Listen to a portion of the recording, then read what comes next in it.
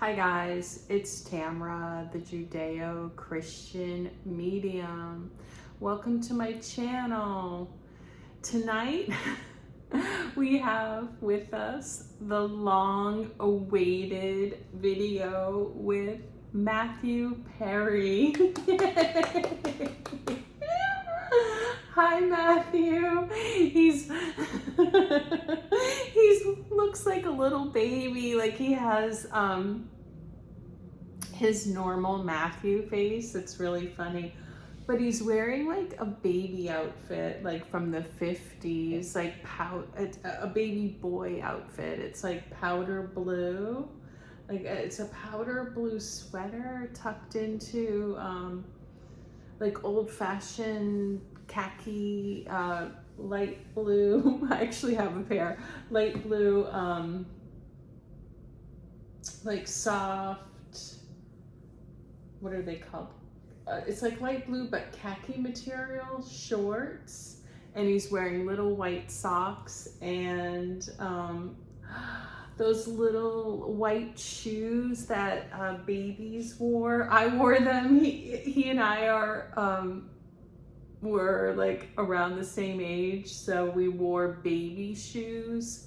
They're like little white leather shoes. You can look that up if you're younger. Anyway, as you can see, we're getting right into it. I've been wanting to do this video for a while. Matthew came to me a few months ago, and I was just talking to him like every day. And then I had this really important like project to do, and I had to put him aside.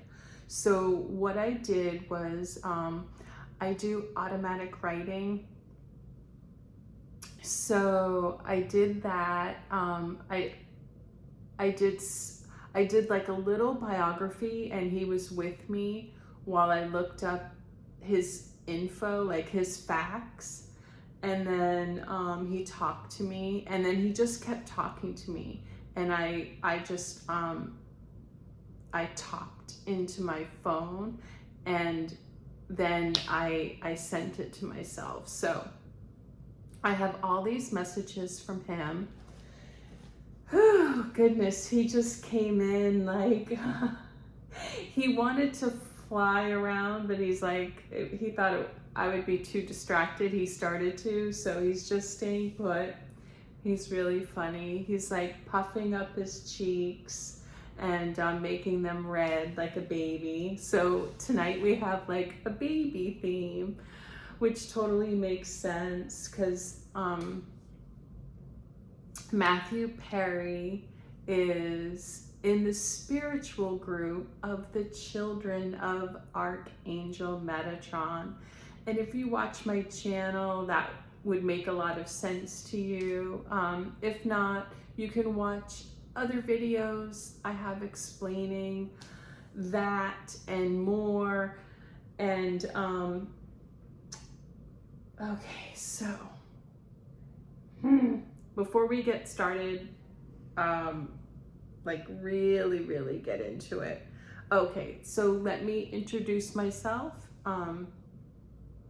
If you've never watched my channel, like I said, my name is Tamra.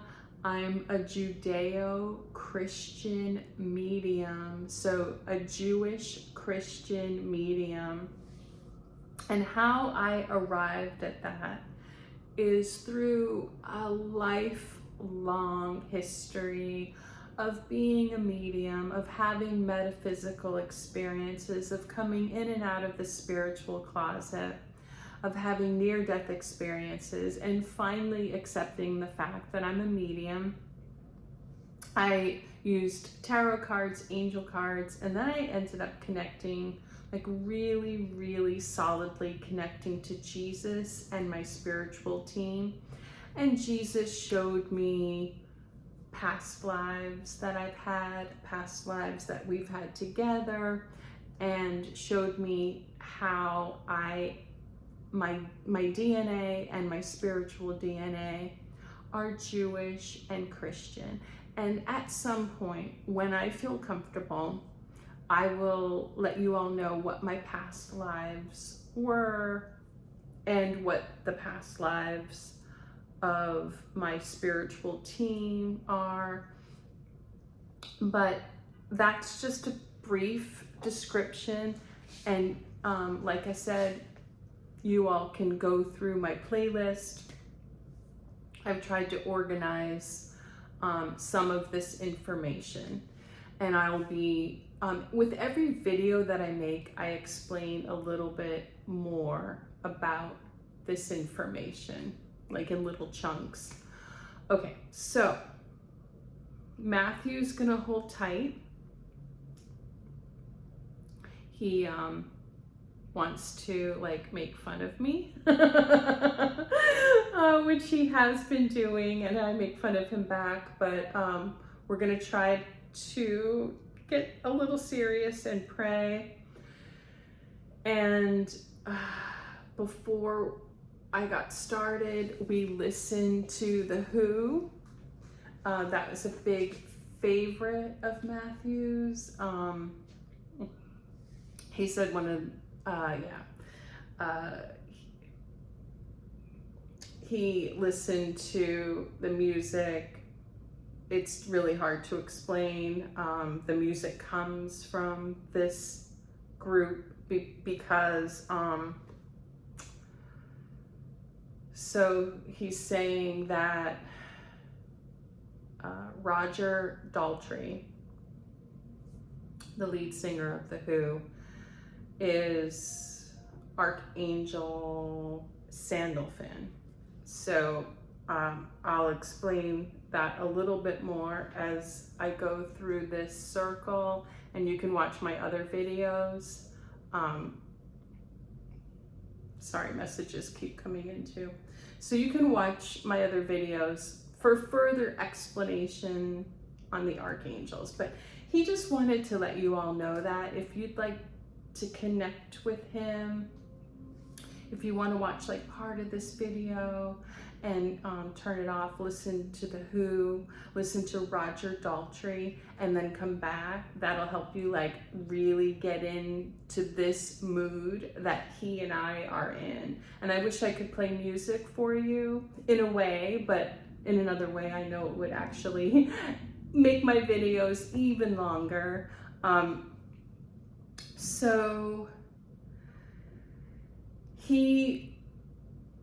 before I get into my prayer with my archangel team, he would like you to listen to Roger Daltrey sing "Don't Let the Sun Come Down on Me," because we all know that Elton John sang that, and George Michael,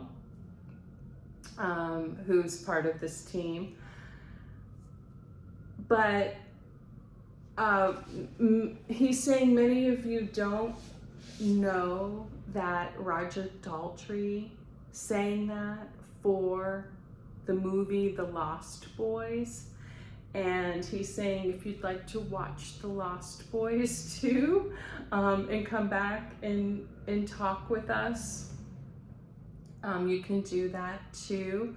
The Lost Boys were created by this spiritual team, and it is a movie, a story that's close to their heart, and they purposely co-created with Roger Daltrey, the actors, the producers of that movie. And sorry, I'm in New York, so you can hear the sirens. Matthew and I and my team talked about this, and this is not discrediting anyone. I'm a huge fan of Elton John. I'm a huge fan of George Michael. I listen to them all the time. They all are too, but we think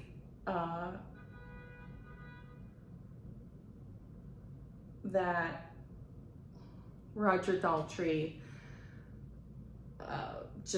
I'm trying to put it into the right words, because we're not saying that he did a better job than them. They're all unique, but he's been underrated. Thank you. He's been underrated.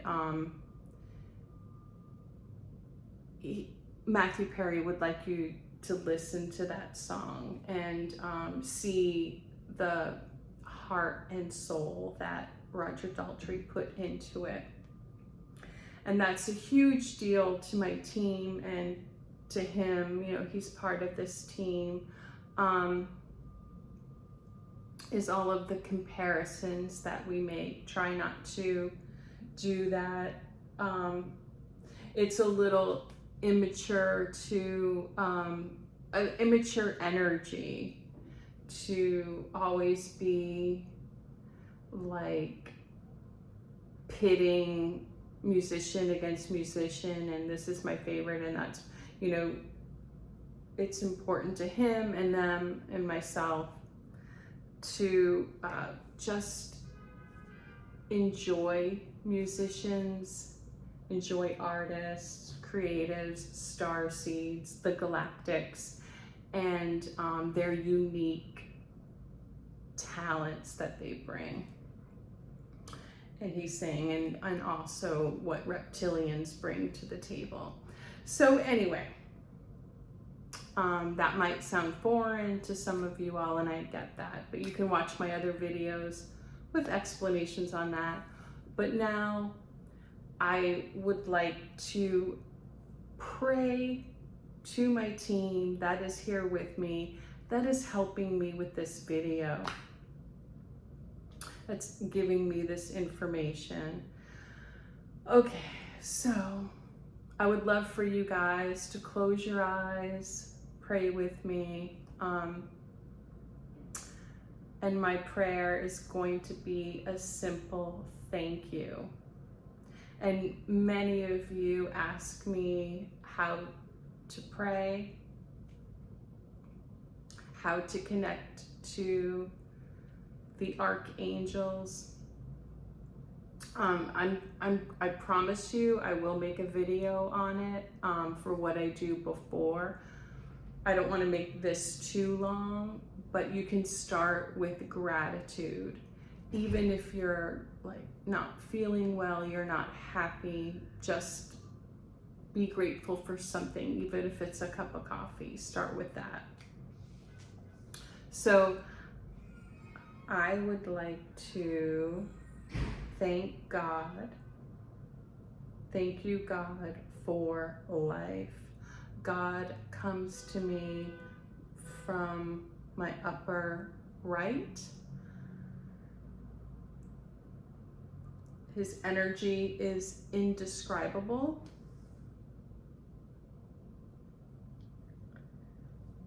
He's very white, a little bit of gold, sparkly. Thank you, God, for life. God connects to Jesus, who is also in my upper right. I would like to thank you, Jesus, for peace. Thank you. Jesus is white, sparkly, silver and gold all around him, very indigo. Jesus connects over to Mother Mary, who sits at my right-hand shoulder. Thank you, Mother Mary. Thank you for comfort.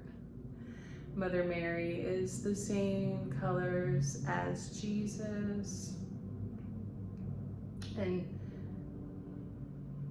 right now she's very warm and she's pulsating a light pink, which is saying is the color of love. Thank you, thank you, Mother Mary. Thank you for comfort. Mother Mary connects over to Father Joseph, who sits at my left-hand shoulder. Father Joseph is the same colors as them, and he's also pulsating a little bit of light green. He's saying as a teacher. Thank you, Father Joseph. Thank you for... Sorry, he's talking to me. Thank you, Father Joseph. Thank you for stability. He's really giving me a lot of strength right now. I'm a little tired. Thank you. Father Joseph connects over to Archangel Michael, who has the same sparkle around him. He's very large, very indigo. Thank you, Archangel Michael. Thank you for protection. Archangel Michael connects over to Metatron, who's just a big old rainbow right now, and he's actually showing himself as a huge pink Care Bear. Thank you, Archangel Metatron. Thank you for entertainment. Now, just to let you all know, these archangels do so much more than this, but for time's sake, I'm narrowing it down to one word. And you can do that too, if you'd like to talk to them. Archangel Metatron connects over to Archangel Eric Medhus, who sits just to the left of me. Thank you, Archangel Eric Medhus. Thank you for communication. Archangel Medhus is a part of Archangel Uriel, which we'll get to in a moment, but he's branched off on his own so that people can talk to him. What he is doing right now, his mission is to connect this team and people who have passed to people who are here.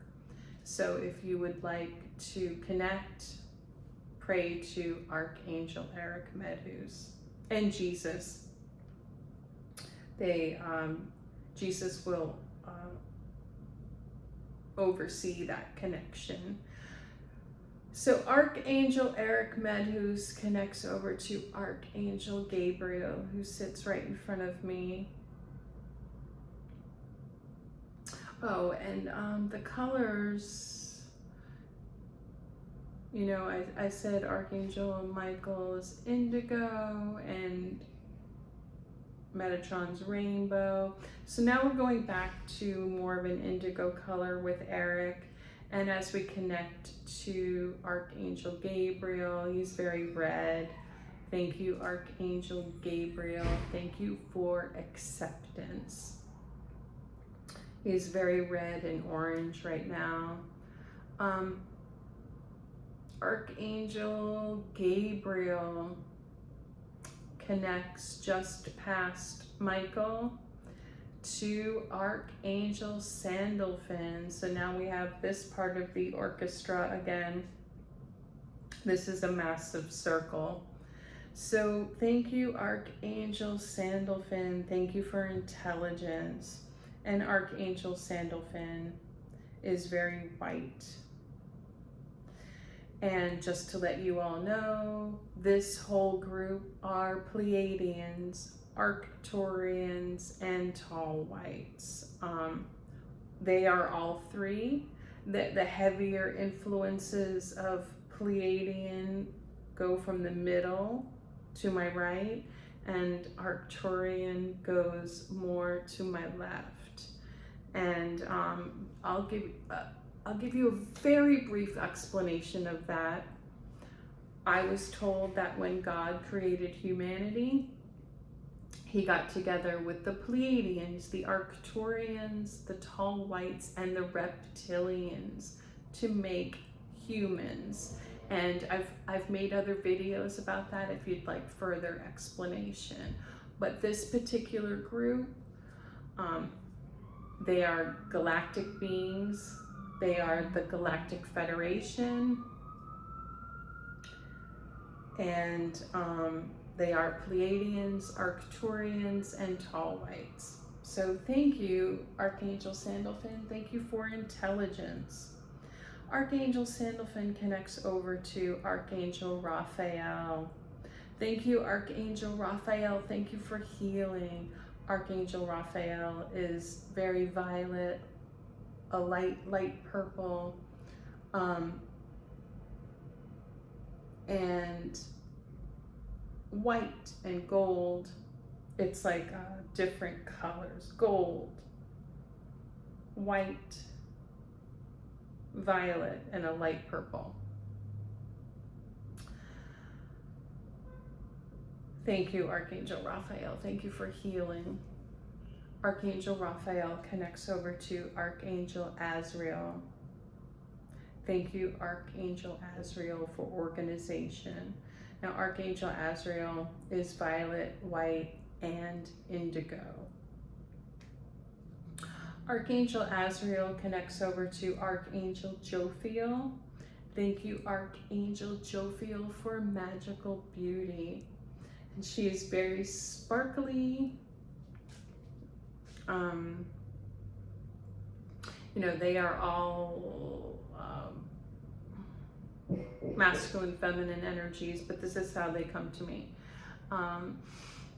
She's very sparkly, silver and gold and white, and she connects over to Archangel Uriel, which is me. Archangel Uriel is very indigo, as you can see from the colors around me. Archangel Uriel and myself, we are white, a little silver and gold, and very indigo, and sometimes a little bit green when we're teaching. Thank you, Archangel Uriel. Thank you for my mission. Archangel Uriel connects over to Archangel Zadkiel. Archangel Zadkiel retains some of these colors, but is also green, which is a color of teaching, and a little bit yellow. So thank you, Archangel Zadkiel. Thank you for balance. Archangel Zadkiel connects to Archangel Jeremiah, who's coming in very big. Thank you, Archangel Jeremiah. Thank you for wildness. And he's very silver today. Archangel Jeremiah connects over to Archangel Raguel. He's very light pink today too. They're all giving me love. Thank you, Archangel Raguel. Thank you for swagger. And he's doing a little dance with the red flag, like for a bullfight. Thank you. He's giving me energy. Thank you. Archangel Raguel connects over to Archangel Chamuel, who's very light blue. Thank you, Archangel Chamuel. Thank you for calm. That's what that color represents to them. And I can see why Matthew Perry wore that too, to give me some calm. Archangel Chamuel connects over to Archangel Ezekiel.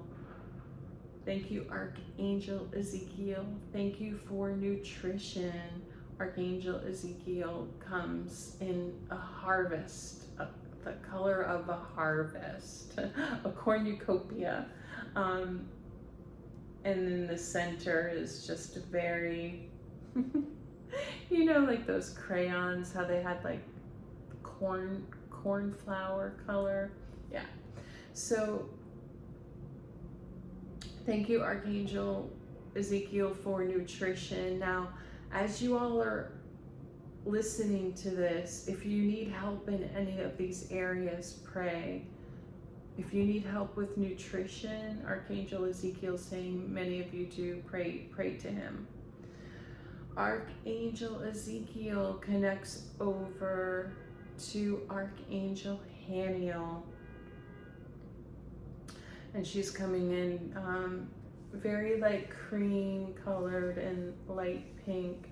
Thank you, Archangel Haniel. Thank you for sleep. Archangel Haniel connects over to Archangel Daniel.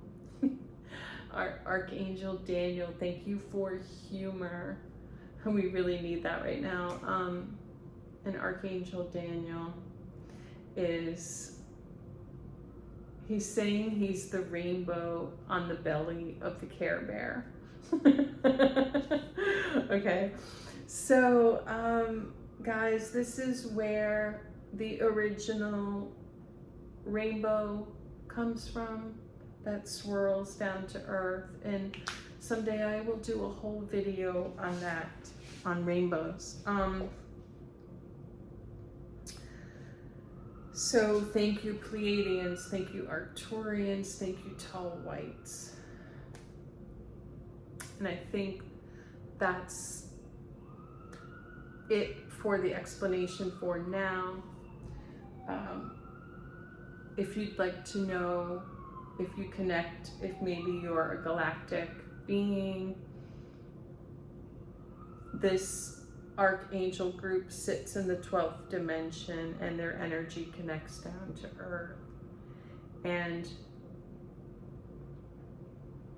as humans, you are Arcturian, you are either Arcturian, Pleiadian, a tall white, or reptilian, or a mixture, and fit somewhere on this path down to Earth.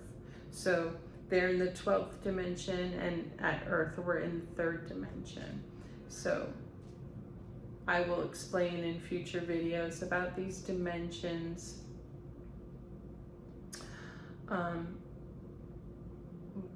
But that's so this is why I am wearing a Navy t-shirt. This is on behalf of the Galactic Federation and Archangel Michael. As a very, I am Pleiadian, Arcturian, and Tall White, but I'm very strong Pleiadian, and I have lifetimes of being in the Navy. So I'm not saying the Navy is perfect by any means, but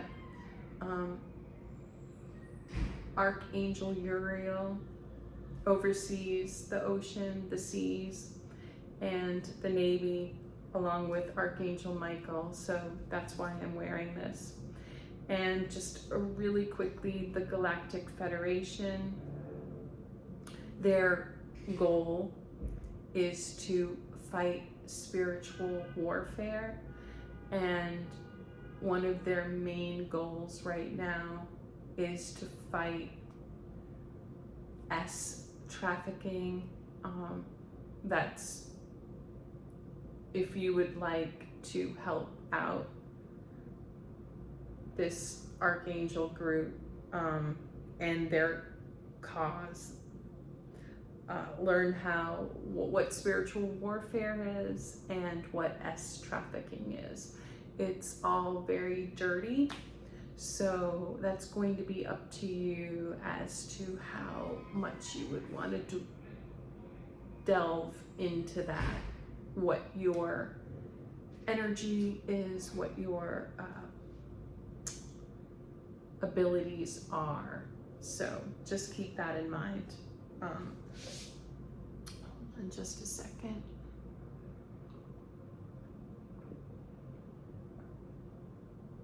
Okay, guys, let's bring back, he's coming closer. Hi, Matthew. He's making his face really big, like coming in really close. He's really funny. Oh, goodness, guys. So, yes, it was not his time. It was not his time to go. He wishes that he had put more protection around him. And yes, we will get into how he passed. And I will tell you all what happened. And it's not pretty. So if that's disturbing, I'm going to tell you all at the end, because they want you to listen to the messages, his messages. But it's not pretty how he passed. It's horrible. He knew he was in danger. But like many of us, he's saying it's like one thing we see in movies, when people have an intuition that they're in danger, but it's another thing. But he's saying we can be in as much danger as people are in the craziest movies. So he's sending that out as a warning. It's not about being paranoid, but he does think that culturally, a lot of, he's singing Kumbaya, like a lot of people don't want to see the darkness. He didn't want to see the darkness. And he was doing really well.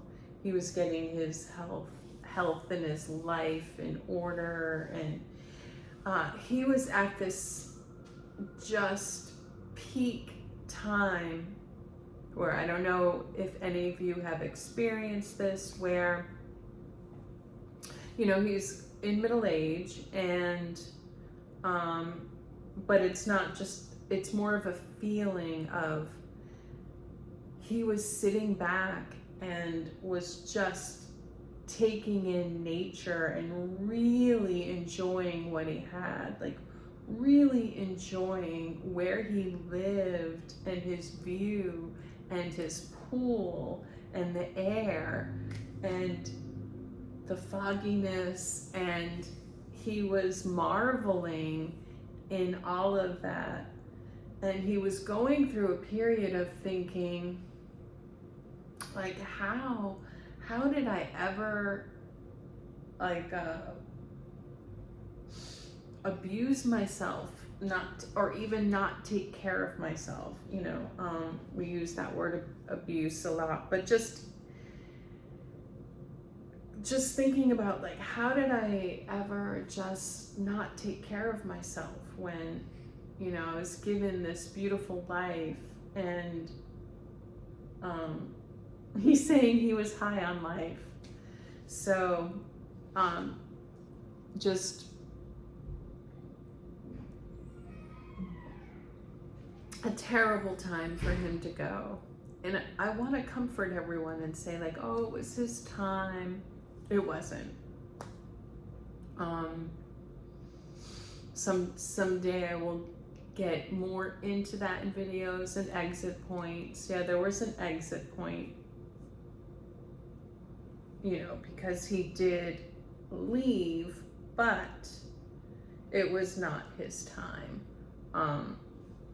So, and that's a big reason why he's here too, guys, is he has messages, he has warnings, and this is hard for him, it's hard for me, it's hard for you guys to listen to, because he's so funny.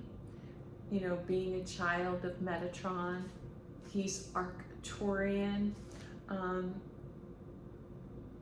he's entertaining, he's joyful, light. And he's making a Buddha belly. Some point I'll talk more about Buddha, but okay, so let me get to my notes where I looked up facts about him, and then he talked to me. So his full name was Matthew Langford Perry, and he made fun of himself. He's like, fancy, and we were laughing about that. like I said, he's Arcturian, a son of Archangel Metatron. He was on this plane at this time in history, 1 year younger than me. So his birthday was August 19th, 1969, and he was a Leo, which totally makes sense. And so when you all think of astrology, so he's an Arcturian, child of Metatron, and a Leo.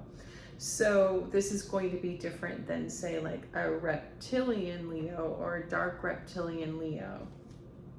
So all of these modalities, these ways of spirit communicating with us, they all add like another layer to who we are. So August 19th, 1969. So, and he passed October 28th, 2023. So, wow, we are in August right now. So, wow, it's about 9 months ago. It feels like yesterday. He was born in Williamstown, Massachusetts. That's another coincidence. I'm from Massachusetts. And he passed in Pacific Palisades. And I also have lived in California. So we have that in common. He was an American-Canadian actor. And I want to tell you guys, I wrote this stuff, I told you a month ago. And so it's kind of like new to me because I've been just doing some intense projects. So they know that I like this.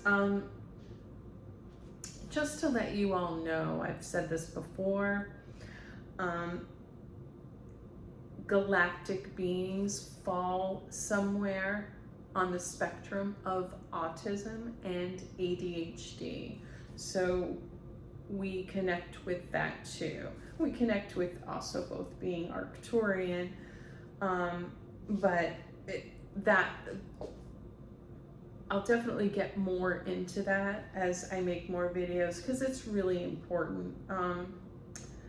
So yeah, he was born in Massachusetts. His parents divorced. He ended up moving to Canada. And many of you know he was famous for being really funny as the character Chandler Bing on Friends. It's really good. After I wrote this, he just interjected, guys, really hard. You know, he loved being on that show. It's a fantasy, but he wants you all to know that real life is not like the show Friends.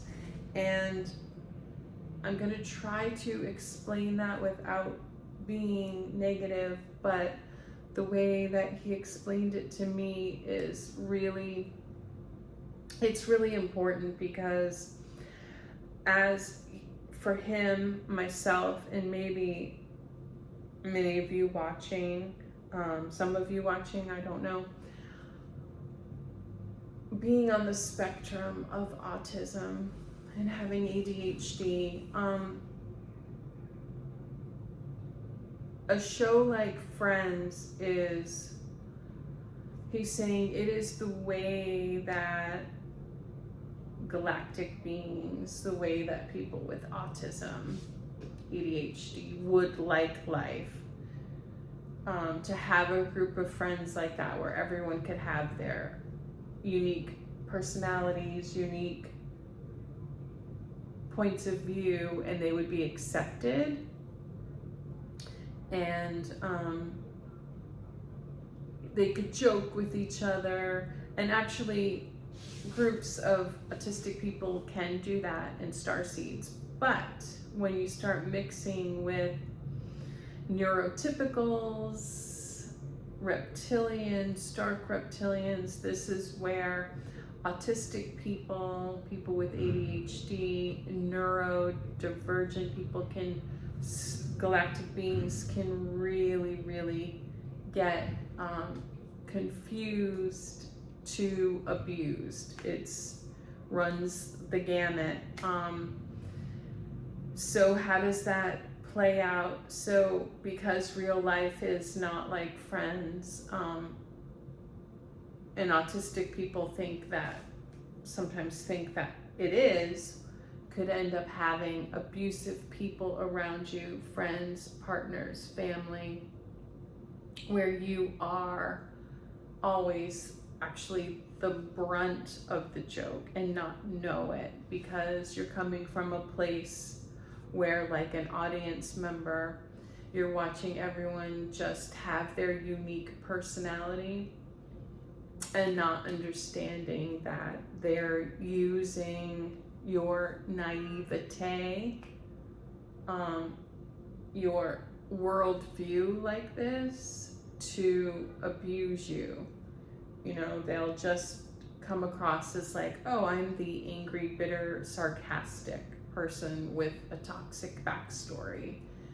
And many autistic people, not knowing, could hang around with, party with people like that who have very dark intentions. So he's like, teach children well. If you think your children are socially naive at all, please explain this to them. Because a lot of them are learning how to behave by watching TV and movies. And he's saying Friends made a huge comeback with Gen Z. So yeah. He was also on a really good show called Ally McBeal. You can check that out. He won an Emmy on West Wing. I haven't really watched that show, but that's another thing they've all laid into me. I think it was like around 2008. I got rid of my TV. I stopped watching TV, stopped going to the movies, and got really behind in entertainment. So he was in this movie called Fools Rush In. You can watch that if you want to go on a Matthew Perry. He said it's the summer, enjoy yourself. Go on he's saying spree, go on a Matthew Perry spree. He's showing like a rainbow and like the spree candies. Treat yourself. He's saying treat yourself. He was in Whole 9 and 10 Yards. 3 to Tango, 17 Again, and much more. So you all can Google him, check it out. So his parents divorced in 1970, so when he was 1, which is hard. Yeah, I wrote his mom's name down, Susan Morrison Bennett, married to John Perry, who is an actor. He was in the Old Spice commercials. And she married Keith Morrison, who I believe is on Dateline. So yeah, as I wrote this, John Bennett Perry, we had a moment thinking of John Benet. She was named after her dad, John Bennett. You can watch, I talked to John Benet. You can watch her video if you'd like. Whew. So this was interesting. We talked about this. I was a flight attendant before, so I'm very familiar with the flight attendant lifestyle, the jet set. He was a part of the jet set as a kid. He said he was a professional unaccompanied minor, flying back and forth to see his parents. He flew all the time from Canada to California, and it was fun. He tried to enjoy it. We have that in common. And this is something that autistic ADHD people on the spectrum do, is they get into their surroundings. So he got really into being a part of that jet set, watching movies, having his favorite drink, and he said it's a fantasy world, and I lived in that world, and I understand too. And just, having a drink every day, watching movies, eating snacks, eating the gourmet food, it's a lifestyle. And he was in that lifestyle as a child. And he's saying Drew Barrymore, the whole, he fit into that whole Hollywood lifestyle. And at that time, he wore his little jacket on the plane. He was like a little man, but he's saying he was actually very lonely. And I've seen that in unaccompanied minors. They're just sort of taking in the environment, and they tend to be very mature for their age, which is, it's a hard thing. It's hard to even talk about this, because we're talking about this together, and I'm sharing with you all.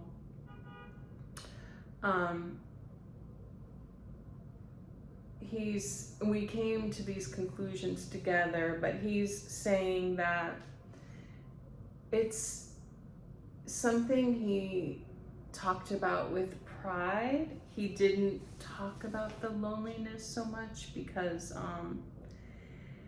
it came with a certain privilege, and that's hard when you do, the time period that we're in, especially now. And, it's been that way for a while, that, you shouldn't complain if you have privilege. He had privilege, but he was lonely, he was tired, and he did miss out on some childhood things. And he's like, don't feel sorry for me. It's just different. And it did cause some pain. And it did cause a way of masking pain by just getting into the jet set lifestyle, having the cocktail. And he said it's very hard, once you reach the cocktail hour, nothing else gets done. It's just cocktails and something sedentary, just conversation or watching TV, eating. And that in itself, he's saying, can really, if you have this habit that you do every night, he's saying there's this few hours at night that people could be creative, not putting pressure on anyone. Of course, you want to wind down, but he's saying as soon as you have that cocktail or that smoke, whatever it is you do, most creativity for most people just kind of goes out the window. So, and then, he's saying a lot of people, do that on weekends, so just be careful of that.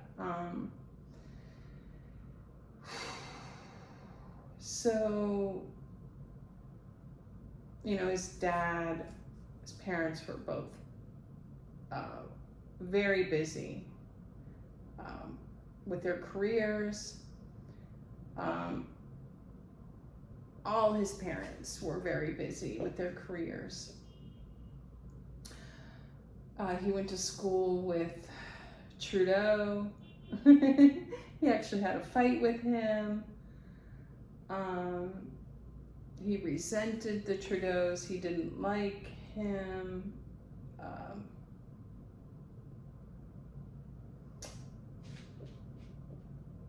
He was a bit of a latchkey kid. Matthew Perry was.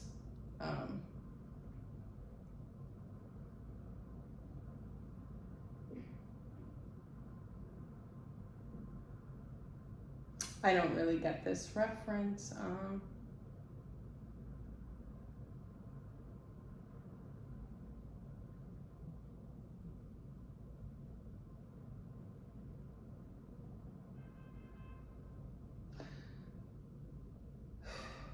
Okay, so moving on. Okay, I'll just ask you now. So you wrote, well, you told me this is why Chester came out in a tuxedo. It's just the whole idea of, I channeled Chester Bennington of being just like very fancy. So moving on, he's just saying yes, move on. So 1997, he had a jet ski accident, and it was his first time taking Vicodin. And I think I've said this in other videos, and he just wanted me to say this. This is a message to men. Men, when you have an accident or surgery, and this could apply to women too, please don't take whatever you're prescribed. Take the minimum. Really look at it. Look at what other medications you're taking. A lot of men aren't very, he said he would joke, like with doctors and stuff. They're not very, just, how do I put it into words? He's saying he took it too lightly and didn't realize the effects of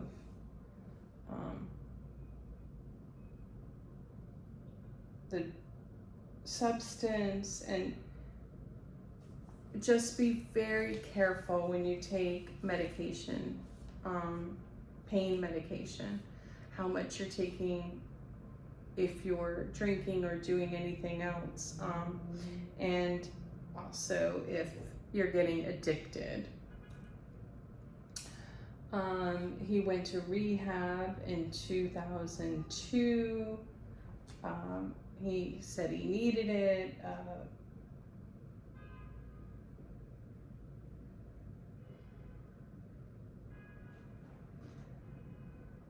He said he had a spiritual moment in his kitchen with this team. He was in a transition period and feeling down and nervous, and he just saw a bright light in his kitchen, and the unmistakable just feeling of love that came over him.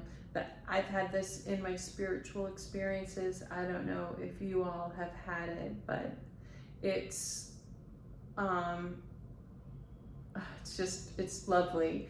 And so he had that, and he wants to let you all know that when you do have a spiritual experience or more spiritual experiences like I have, like he had, and you feel this connection, it is a blessing, and it does help, and it helps with like the work that I do, the work that he did, it helps with being a starseed. You know, there are many things that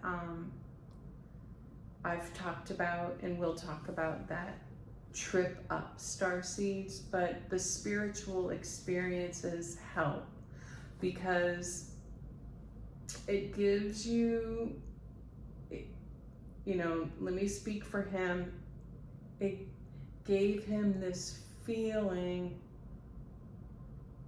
of knowing that there's all of this love in the universe, universal love, and this magic. And that helped him. He's saying that when he would just say what he wanted to say, that's what made him so funny, and just go with it and not be afraid. It helped him not be afraid. He's saying, do not be afraid, do not be afraid, do not be afraid of those impulses of who you are and what you want to say, especially if you're watching this and you're, you know, to an extent, don't be a jerk. But he's saying sometimes it could be, there's a fine line, you might make mistakes, but you can also translate this energy into other things you do. He's saying to go for it. And that's what helped him, like, go for it in his comedy, in his acting, and not, he did really enjoy it and not take it too seriously. So many people might think, oh, well, there was the lonely childhood and he's partying, put those two things together and just, you know, kind of mend it together, as see him as like this miserable person. And that's not it. It's not that cut and dry. That was a part of him, but he was actually a very happy person. He's saying sometimes too happy. You know, like, he loved partying, and so there's this connection from his childhood to the partying too. And he's saying many of you might have experienced this with having parents who had parties, and or parents who took you out a lot and had you get dressed up and had you drink Shirley Temples. And anyway, he's saying he doesn't want to call it like a coping mechanism, because he says that's just, those words are very heavy. It was like a way of life, and then it got out of control. But he really doesn't like that people feel sorry for him, that they think like, even though, you know, he had this great career, that like when the, you know, he's showing me the, like when they said cut, he'd be like, oh, I need a drink, or I need like drugs. It wasn't like that. It was like just all a part of the lifestyle, like having fun. Some of it, yes, was a coping mechanism. And he's really, this is very hard to put his words in, like, I'm getting what he's saying, because he's showing me like how somber and boring like rehab can be, and, you know, those programs, and how a lot of people go back to partying because it's like night and day. And he's saying, unfortunately, a lot of people don't see that. They're not, and that's something like he wished he had talked about more, but he's come more to the conclusion on the other side that, like, you know, a lot of partying and staying up late is that people don't talk about, is the connections that you make with people, and the talking and the deep talking and the fun you have, and how it brings out the fun in people's personalities. And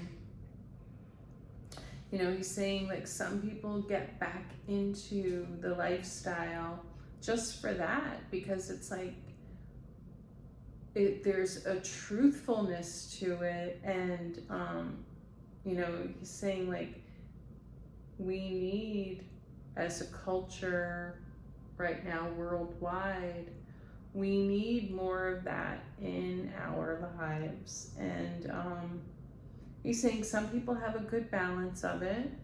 You know, he's showing me, like, cafes in Italy and people, you know, going to have a drink, listening to music.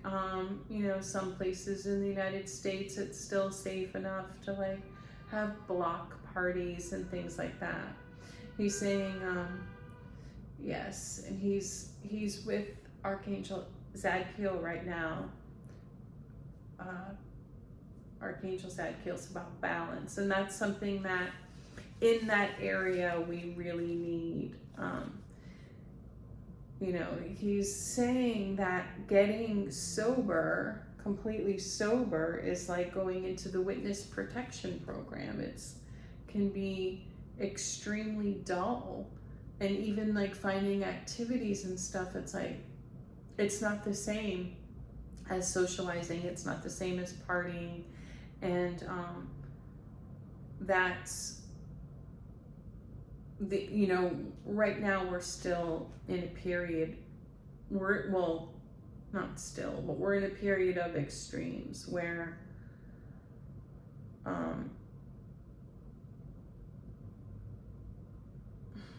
he's just showing me all these things at once. It's hard to put into words, but you know, groups of people that are just very serious, like working and working out, and you know, always doing things, and then the opposite, just people letting themselves go and partying all the time and doing harder and harder substances. And we've got to find like a middle ground. And he's showing me now, like he's showing me he's showing me, this is what they do. They show me like these ideas throughout the years. It's like, and I'm trying to put it into words. It's like a montage of, like, you know, people at a picnic in the 50s, like Mad Men, and then disco dancing and things like that. But he's saying right now we're in a very somber time. And it's like when people talk about their like substance problem, they're not talking about this whole lifestyle that comes with it that's actually very fun. Okay, so let me move on. There's, like I said, there's been a Friends revival. This is very important. I looked up the stats, and he agreed with me. Sorry, my nose, when I'm channeling, I get all these physical symptoms. Just a very, very itchy nose. They're saying it's all of the energy. So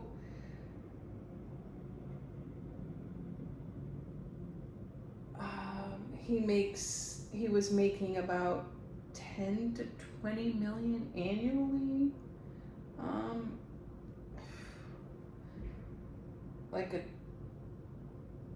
About 120 million on Friends.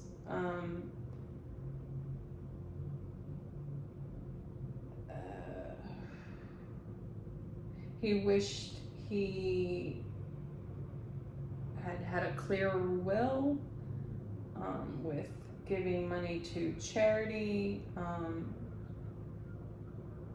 sober home.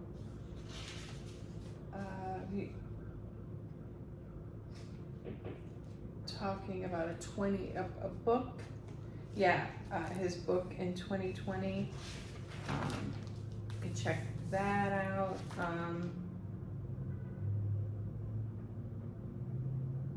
In 2013, he won an award, Champion of Recovery, from the White House. He was an advocate for recovery. No wonder we're talking, I forgot about this. We're talking so much about it. This is amazing, guys. This is like on the next page. I wrote this, I completely forgot about all this, but I love how you guys do that. It seems so seamless, but to me, it's like, wow, you know, it's very validating that I'm hearing him clearly. And he's saying to me, there's a video. He wants me to go back. Okay, I'm gonna go back and watch videos. He's saying there's a moment where he wants me to rewatch my videos. They want me to do that too. There's a moment where you all can hear.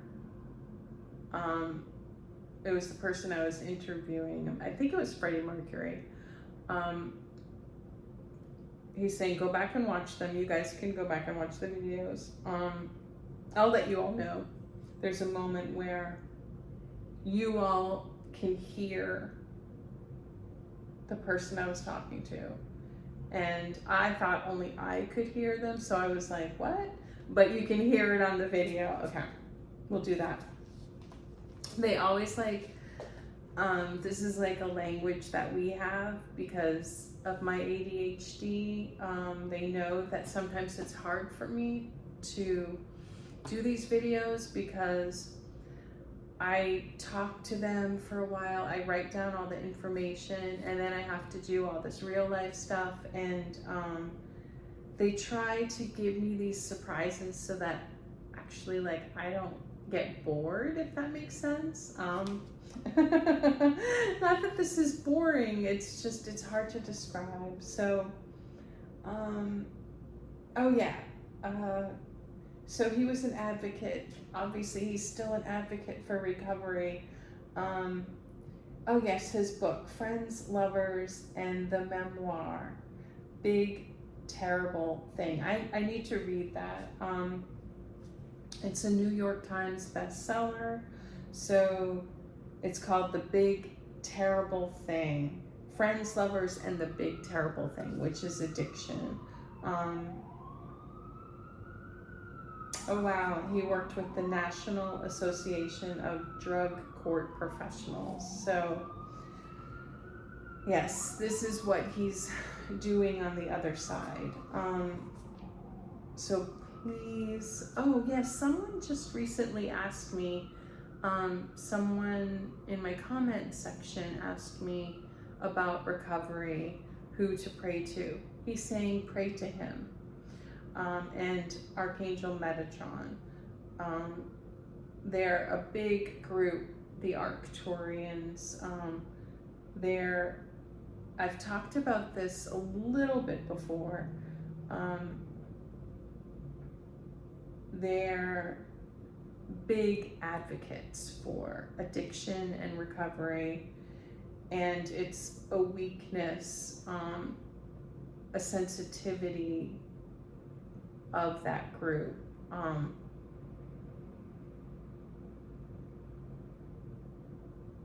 And they're giving me a montage of everyone that I know that are falling under this umbrella.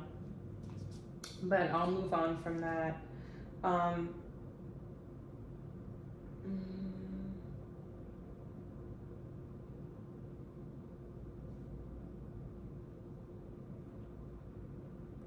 He also felt like growing up that he didn't really have a home which is hard for children. And it creates, as an adult, it creates like finding your home as an adult, because when you get into the habit of living in different places, it can get boring to live in one place. But he's saying sometimes for some people, try to work through that, because boring can become nice and comfortable, depending on where you're at. And actually, we're going to go back to the beginning feeling of him really enjoying his home. And it's a huge tragedy that we lost him, because he really, really was enjoying his home life. And that was big for him. When he was a teenager, so he not only drank every day, and this is common for people who party. He said he played tennis every day, but he also drank every day. And where I grew up, from a teenager on, that's what we did too. We exercised, we had drinks, and it wasn't until, I don't know how many years, and living in different places, that he discovered that that's not healthy. But anyway, that was how he grew up. That's what I saw in my socialization. And he said many people just live like that forever and never get recovery, because they don't overdo it, or their body can handle it better. He was actually a top-rated tennis player in Canada. He said he would play hungover, which was not unusual. And he's saying he would have done a lot better had he not been hungover. So he's saying that's like a handicap. That was a handicap. We have this in common. We have a lot of things in common. So we both did improv. I love that. Oh yeah, because so spiritually, he is a grandchild of mine, and because me as Archangel Metatron is in the child group of mine, and he is spiritually a grandchild. And I know that's might sound just crazy.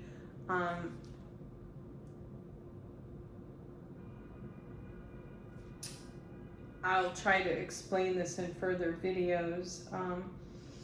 He wanted to also say he played serious roles, and I went through this in acting. I did acting in New York, and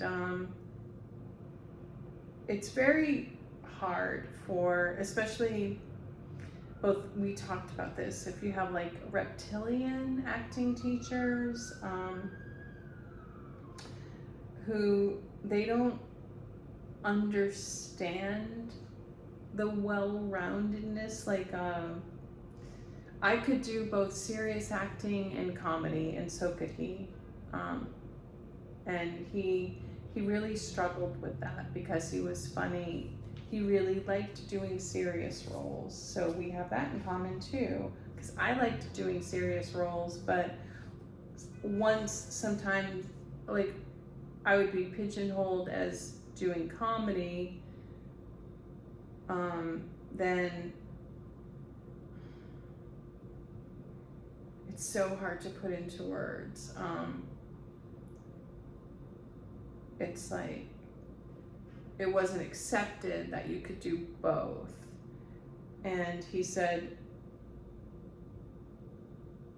when he was coming up that it was hard for people, the public, the industry, to accept that he could do serious roles. But because of the level that he was at, he was able to. So thank you, Matthew, because I started very late in life. I did like improv and off Broadway and stuff, but with my teachers and the institution of it, it was hard. There was just a lot of just rules, especially some reptilian environments I was in. They try to take the reptilian principles of just working. Oh, you just work hard and you do this one thing and this is it, and very hard to explain, but that's what causes that pigeonholing. So he found it very hard to settle down, even though he wanted it. Think of his original lifestyle. When he tried to settle down in the past, he would feel so stagnated and caged. I went through that same feeling, and he feels bad that people around him thought it was them. And I've gone through that too.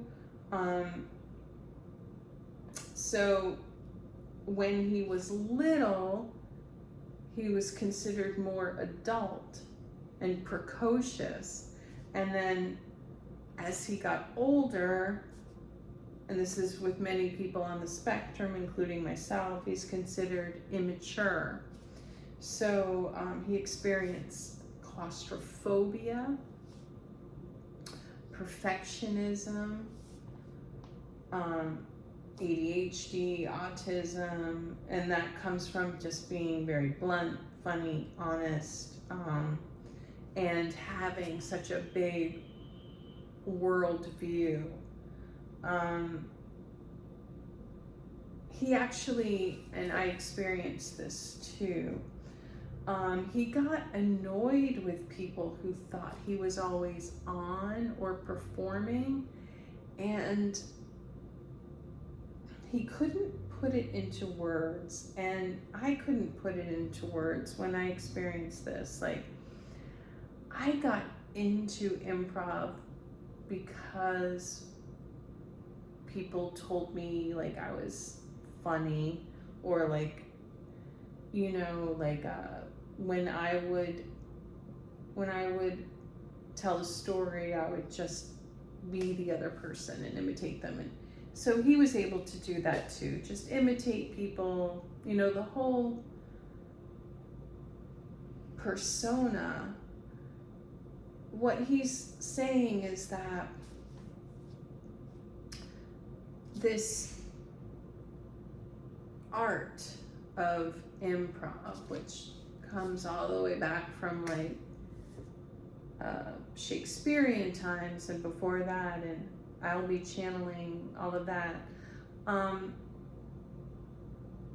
So people who were funny and entertaining in this way created this, but it's people who aren't like that, who are in the industry, or even who are not, who see people who do that for a living, or even not, maybe people just at parties or at the office who are just naturally funny and entertaining and expressive. They see that person as always being on and trying, and because that's what they do when they are trying to be interesting, or be on a date, or do improv, or or, do acting, if they're not naturally like that, they think like that's something you do when you're on, when you're trying to impress, when you're trying to do a role, when you're trying to be interesting. And he said that's an unfortunate thing, and I felt that too. Like, I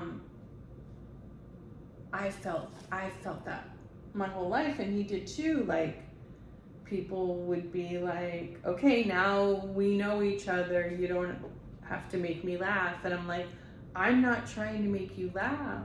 I'm not trying to be weird.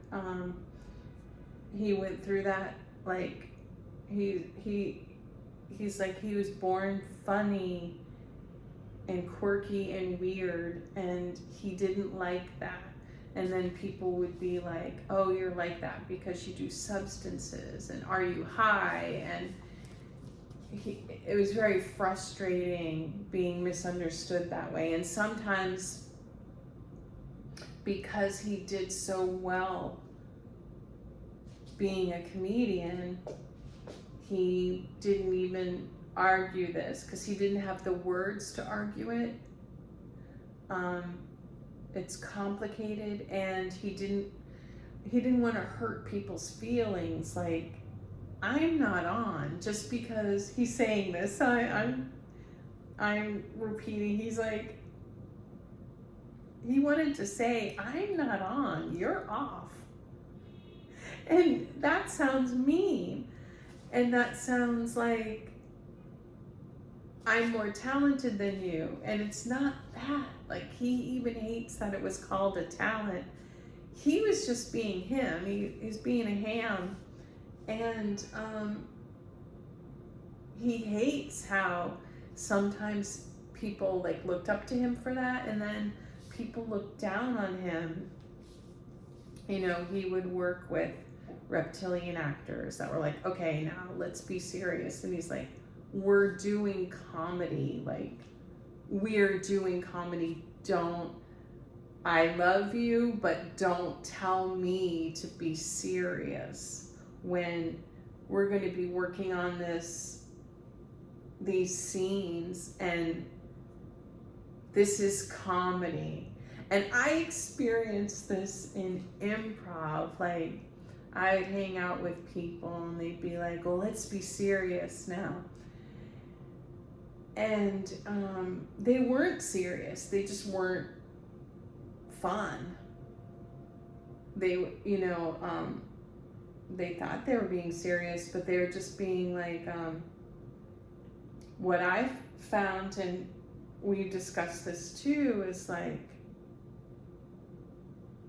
he's saying this is like a tightrope we're walking. I know, it's okay. We don't want to get too into this. But he's saying that, because we don't want to get insulting.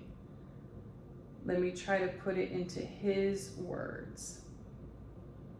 Even though I experienced the same thing. He's saying that they weren't, when people would tell him to be serious, they weren't serious. They were just being boring, and oftentimes, like, it's like, okay, now that we know each other, I'm gonna be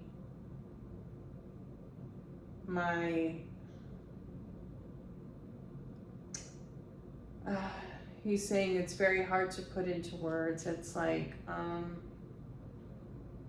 he was disappointed when he would get to know people because they would become just all business, self-absorbed into their sex life, who they're dating, how to win at that.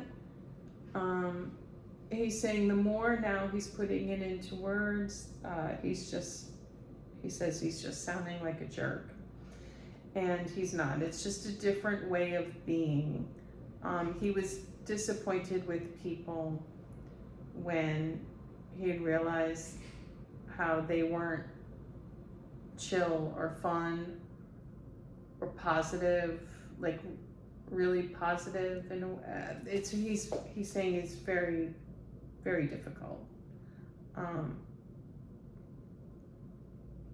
He's saying that because he was naturally funny, and what made him that way was more of like how the writers were. Yeah, let's just put it there, because he really appreciates all the people for who they are. He's just saying, like, while he was here, that created a disappointment in others, and others would sometimes be disappointed in him. Like, because of who he was, they would think like, oh, he's just not serious and he doesn't care about my personal life. And he's saying that is not true. It's just personality differences, which he just didn't understand when he was here.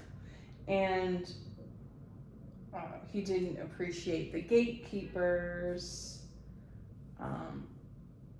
It's so funny because he's talking to me now, and like he's saying everything that I haven't read yet. It's exactly what I wrote. I wrote, actors are not necessarily comedians or writers. I mean, thank you. Not that I need validation, guys. I know that I'm talking to them, but it just is, it's so on point, and it's just amazing. You got a little mad here talking about ego and liars, and unfortunately, like if people are not like very truthful people, and they're not going to be funny, comes with the territory. Oh, okay, so let's move on. He said he had a near-death experience during surgery. So I had the same thing during surgery. And he's saying that he talked to this team, which I did too. And all of this just kept adding to him being more starseed, more spiritually connected, more,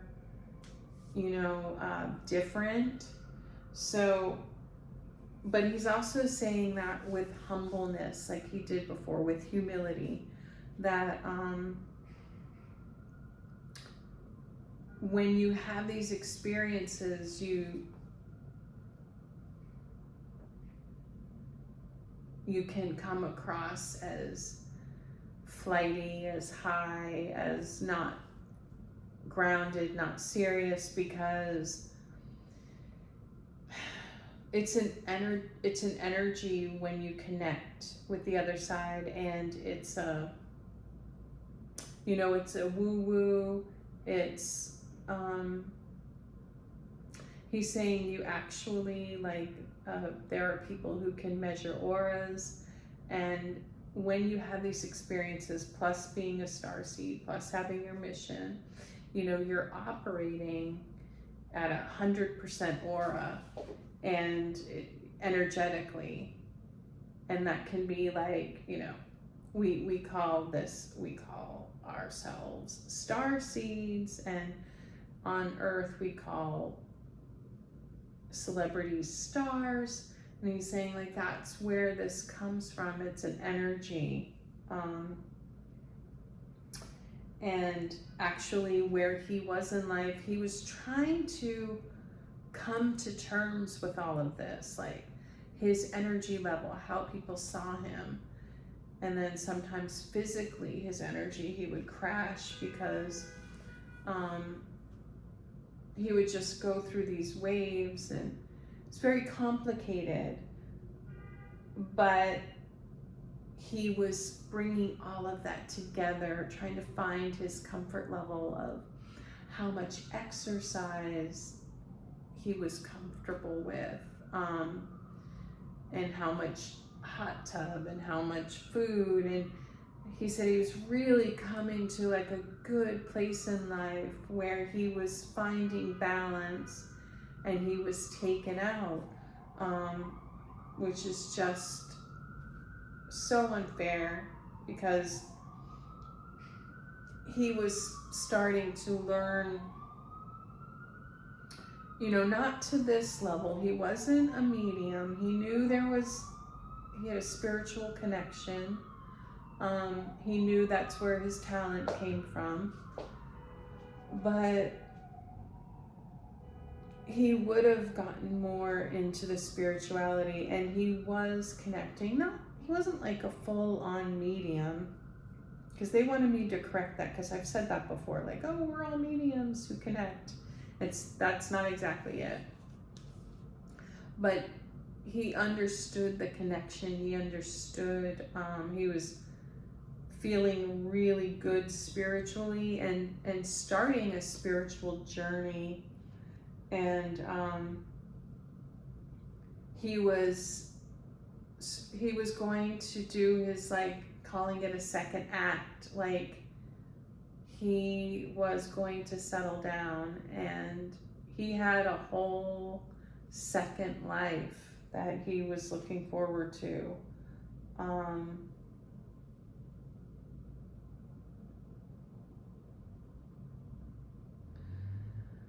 So I'm gonna look on my computer and see, you know, when he would talk to me, and I would just sort of, I recorded it. I'll see what he said, because what I wrote down, he was getting into, you know, some of the darkness. All right, let's see here.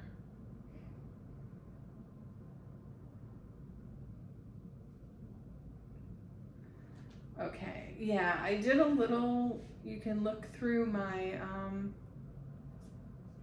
shorts. I did a little short with him, and one of his favorite songs, Teenage Wasteland by, he asked me to do that. So that was by Roger Daltrey again.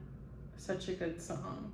He thought it was really appropriate. It was a song he wanted to represent him. And, you know, his teenage years. Okay, here's some more messages from him. He said, don't beat yourself up for being lazy. Try to overcome it. There's a middle ground between letting yourself be really lazy and then like overdoing it. He said humans are designed to conserve energy, conserve effort. So try to be patient and kind with yourself, and also try to fight that.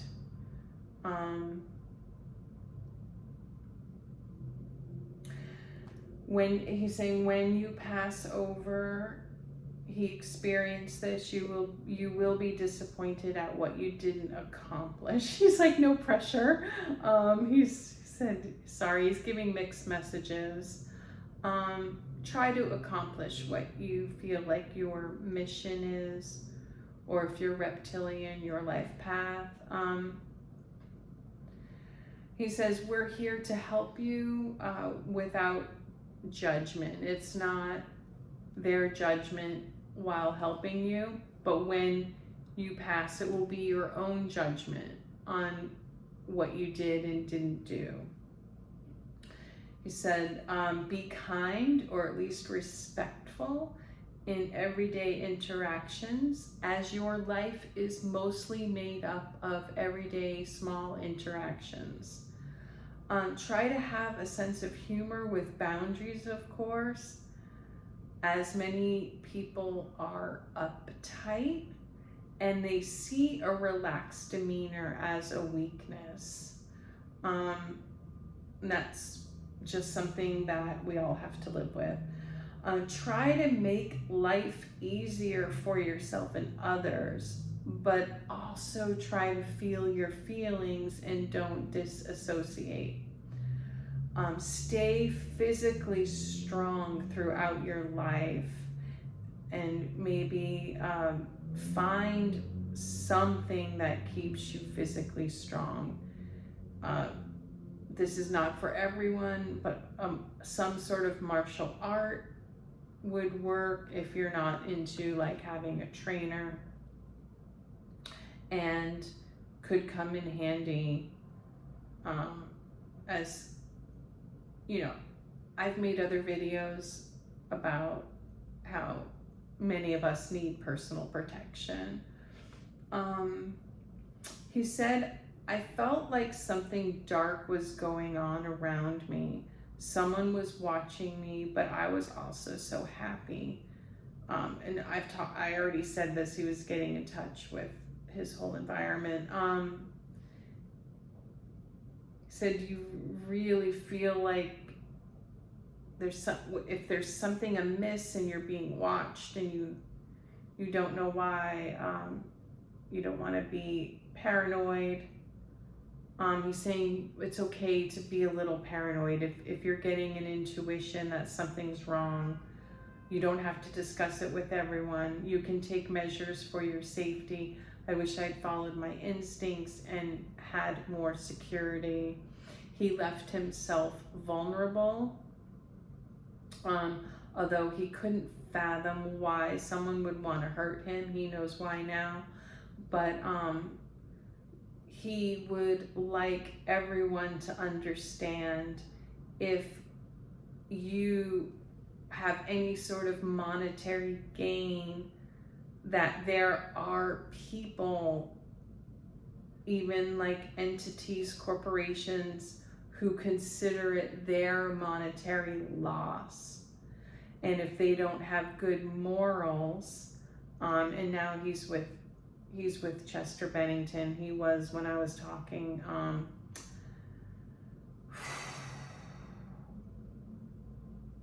He's saying, as Chester said too, having certain things is a status symbol.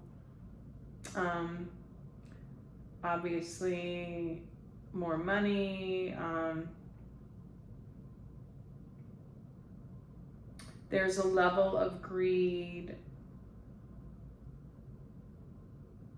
He's trying to explain it.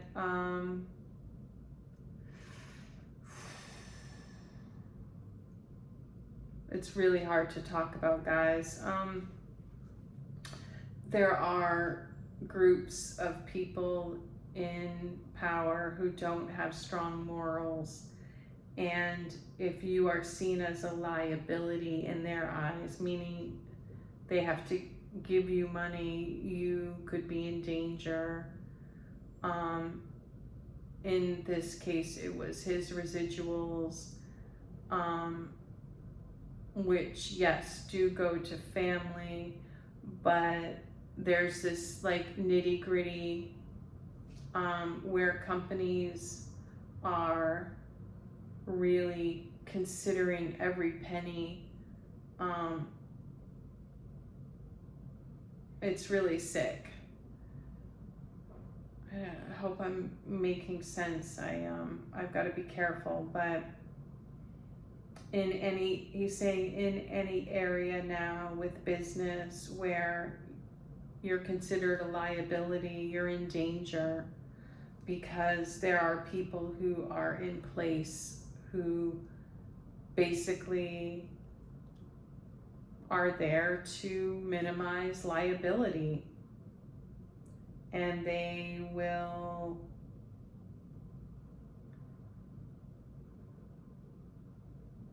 get rid of the liability. I hope I'm making myself clear.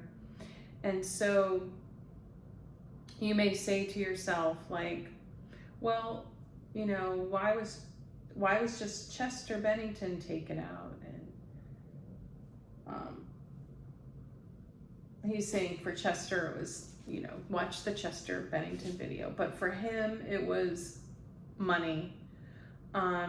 He was a little bit of an advocate. They don't like that either, because they do know the journey of people,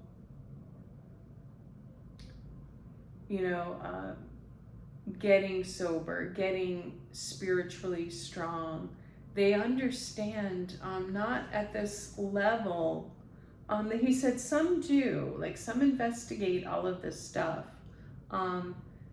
And many truth tellers, spiritually evolved people are at risk.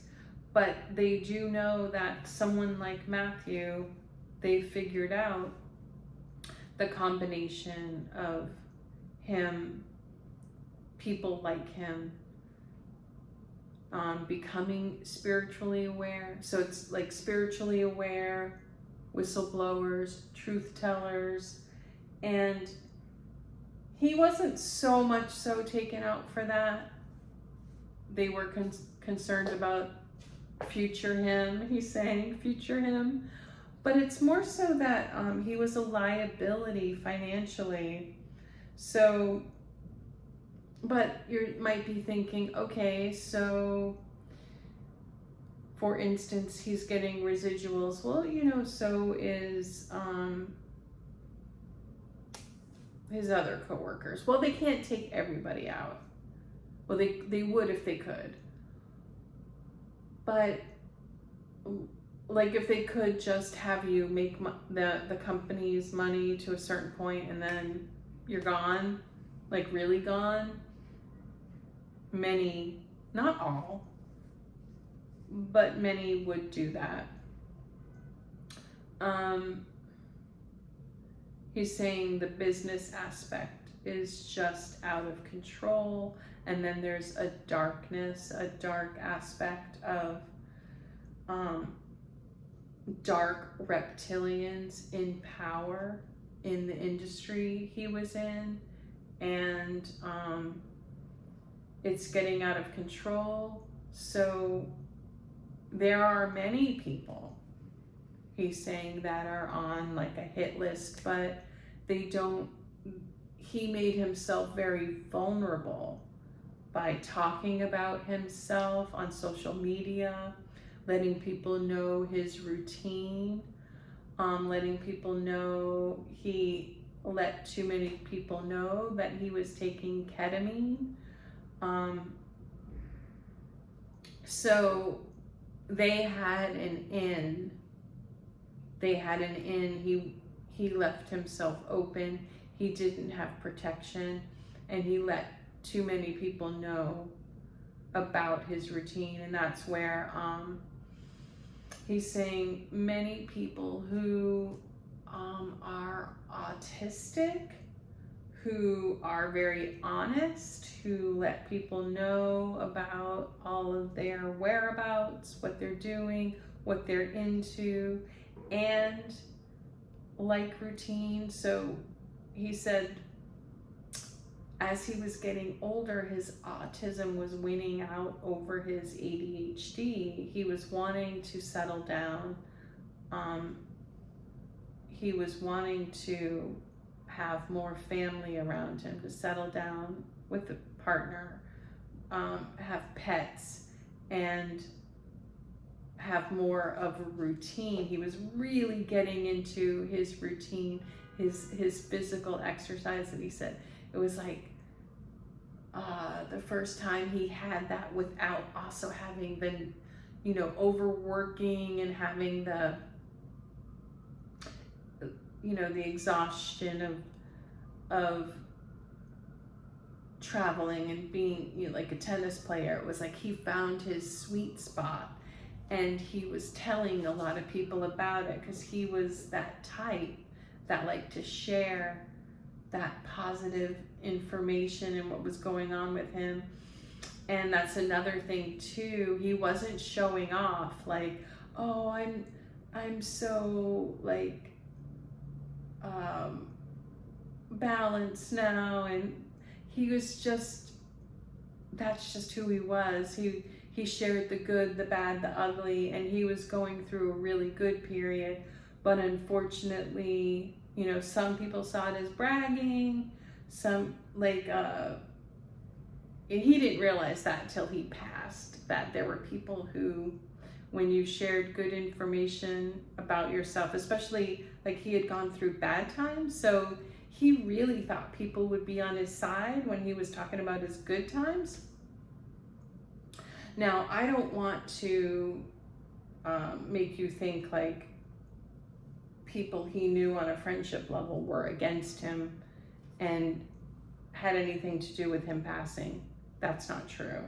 It's just that on like an emotional level,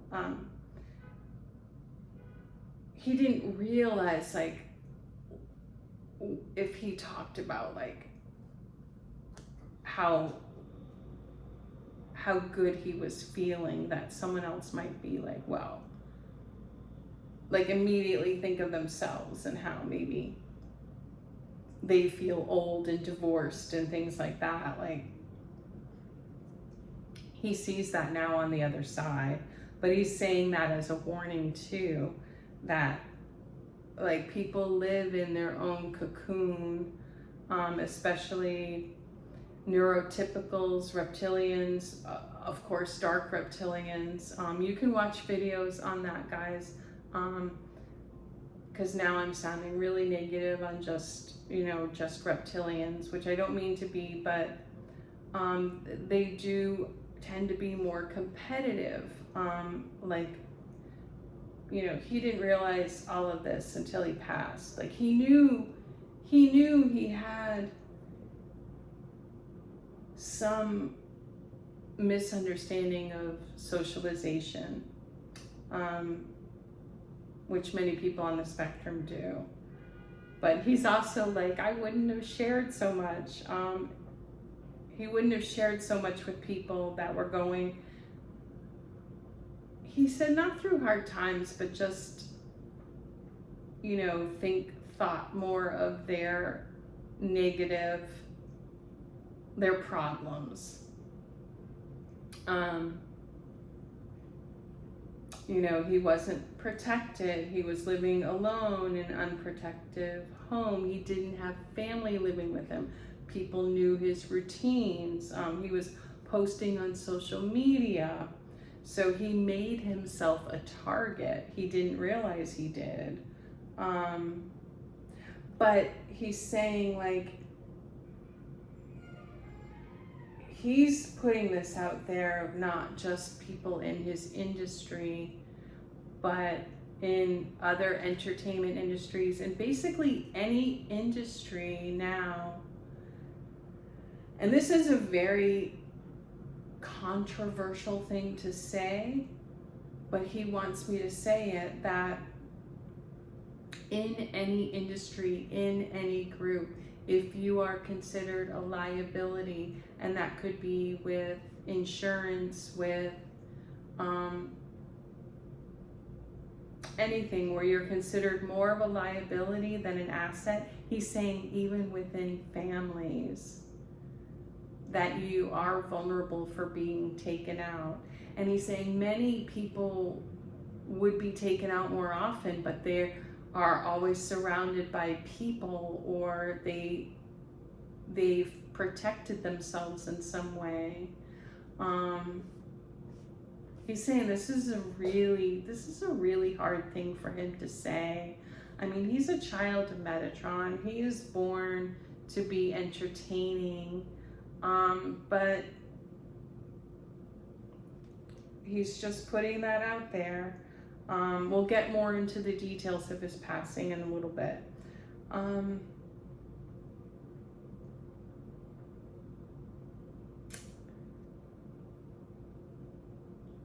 He's talking about starseed reptilian relationships, how they're not compatible. You end up being a couple that's in competition and or disappointed with each other. I've talked about that in other videos, how, unfortunately, most reptilian starseed relationships don't work.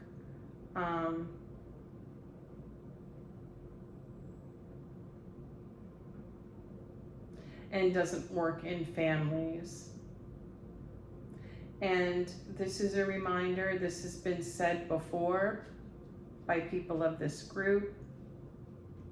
This is just a reminder, if you are in an incompatible family, which many starseeds have been born into the past few generations, just to change the bloodline, it's an agreement, it's a contract to bring back some starseed elements into your bloodline. Just remember that after 18, that particular contract is not 100% over, but you can manage it better, and that oftentimes it's better to have distance. That's a whole video for another time, but unfortunately what happens is oftentimes starseeds, if they have a toxic dynamic or incompatible dynamic growing up, they find that same thing he did when you are out on your own. So it doesn't work even in friendships. Like you can't, like a deeper level friendship. And if he could go back knowing that information, he would have spent less time trying to make situations like that work. And then he kind of said some random things.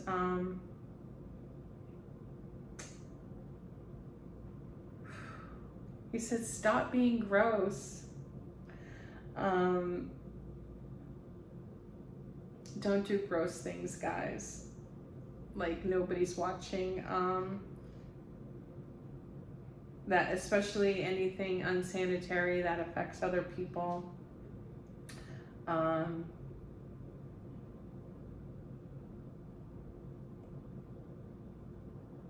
Okay, this is something interesting.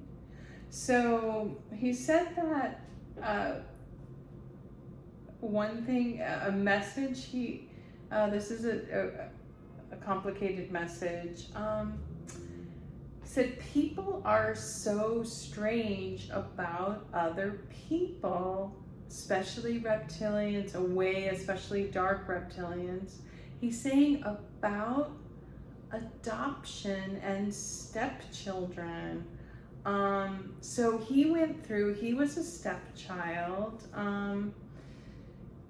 and he found that so odd,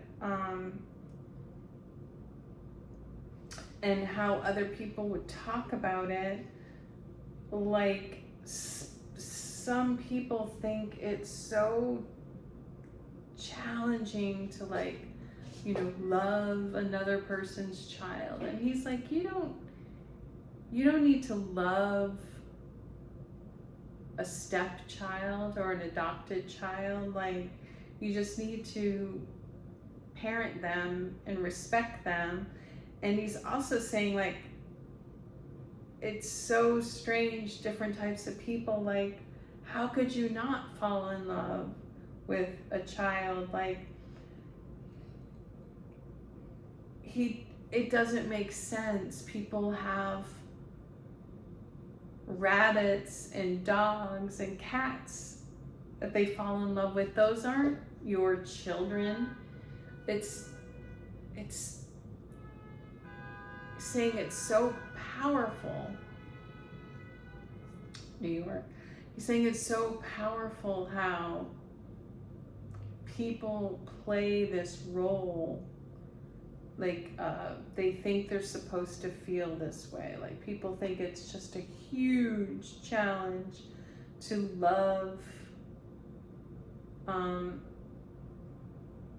a child that is not your blood, when you fall in love with a partner that's not your blood, you have a pet that's not your blood, you have a plant that's not your blood, you have a couch that's not your blood. It's just because someone said that it's so hard, and you don't feel that same feeling that you have when,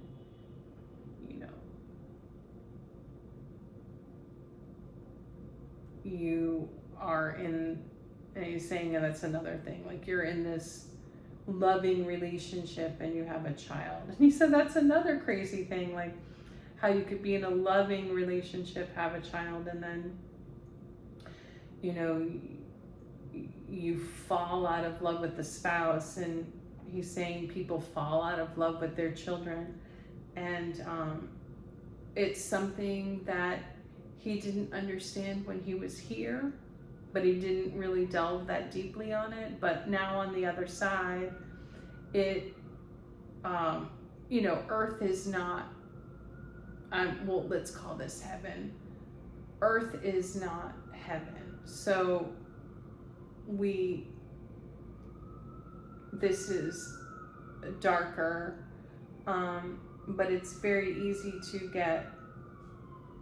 to have these concepts, like to live these concepts. But he's saying it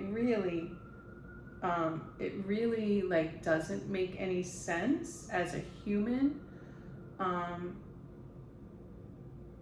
It causes a lot of problems.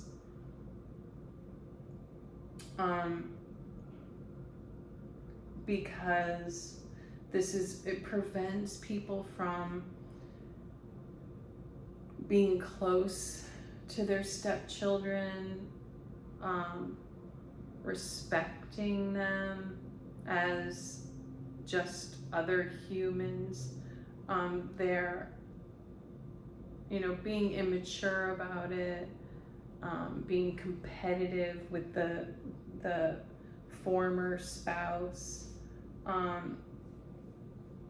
It prevents people from adopting more,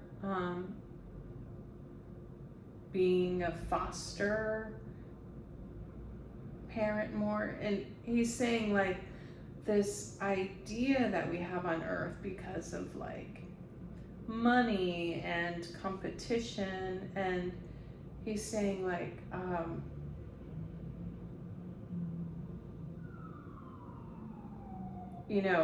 going back to that word liability, that many people nowadays are seeing other humans in their life as a liability.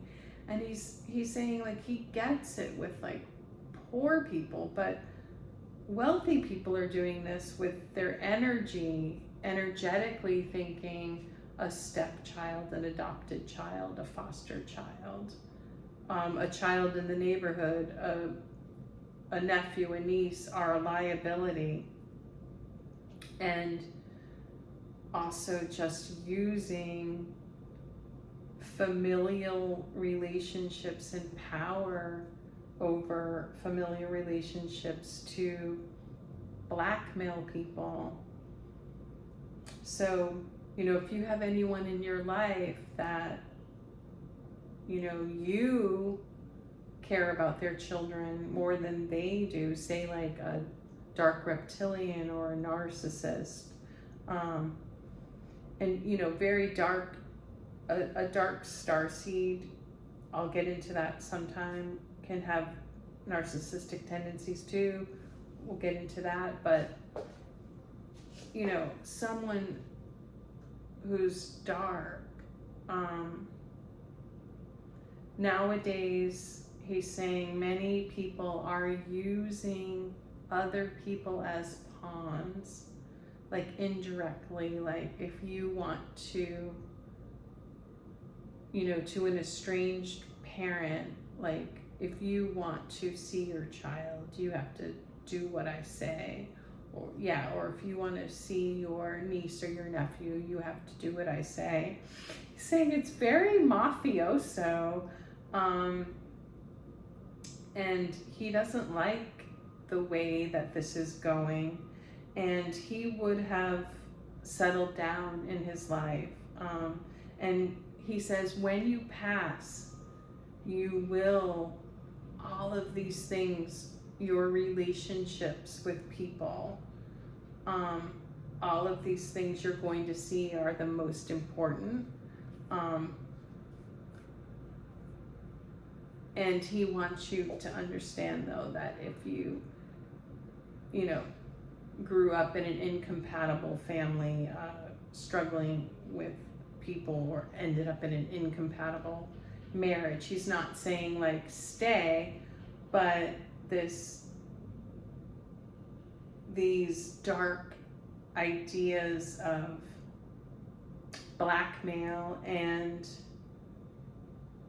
dangling people on a string like a carrot, or using people to get what you want, to get ahead. He's saying that's a very dark thing that many of you, us, all of us are dealing with here on earth. Pray to this group for help with that. And he's just trying to validate your experience and give you compassion for that. And love is not finite. You can love, that's another thing he's saying. Some people who can't love, there are people on this earth who can't love, who cross over into that, whatever you want to call it. We call it, dark reptilian, narcissism, psychopathy. They can't love, but they need things from people.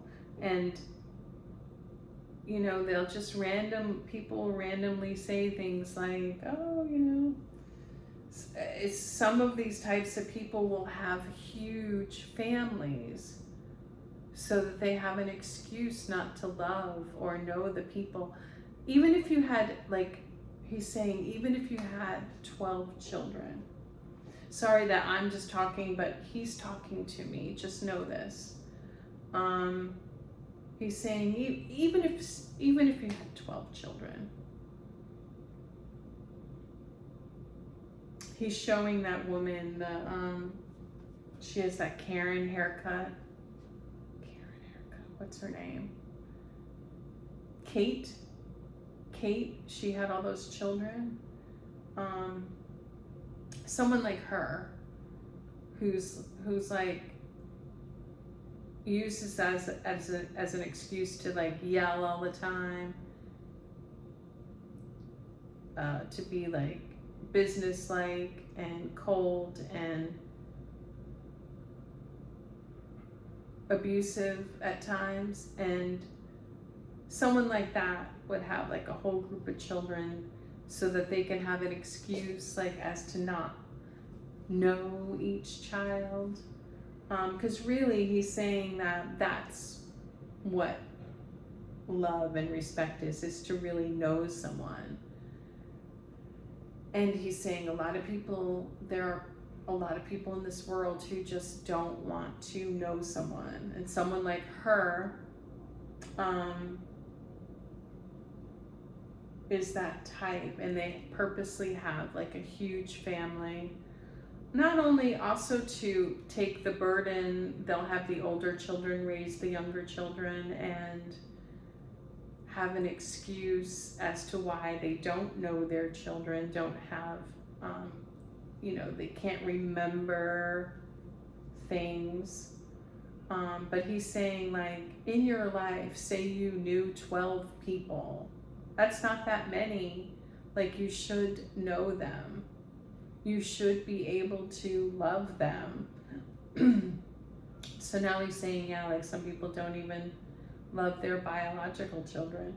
But anyway, he's just talking about a lack of love, and how it is manifesting.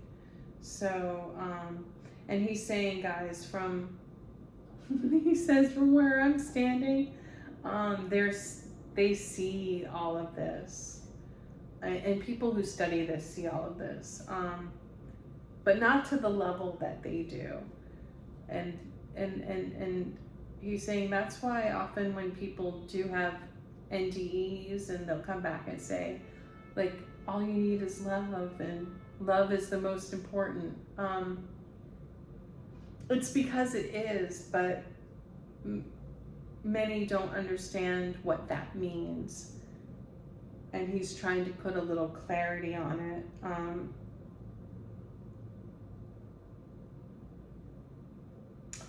Galactic people feel they may not express on Earth because, yeah, the system is not set up. We live in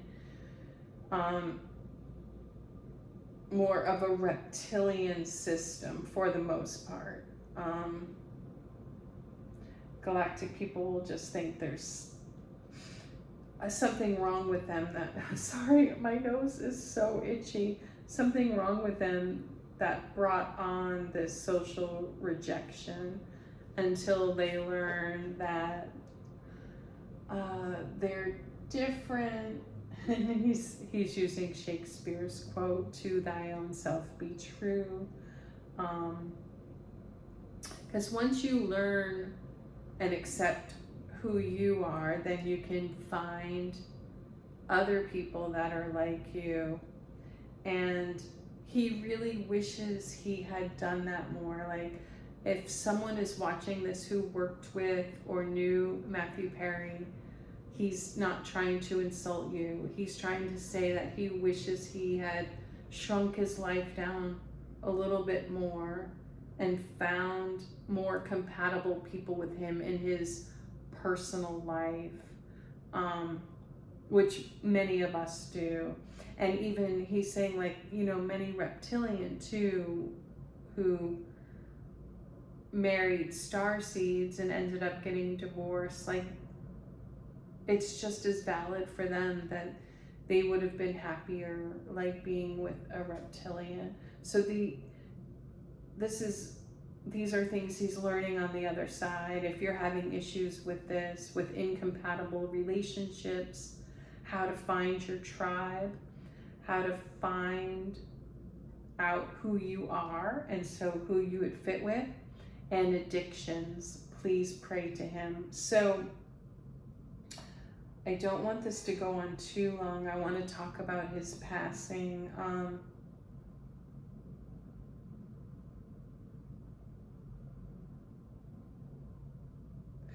Okay, he's saying that, okay, you know, he spoke this at different times. He wants to say something that's really, really important.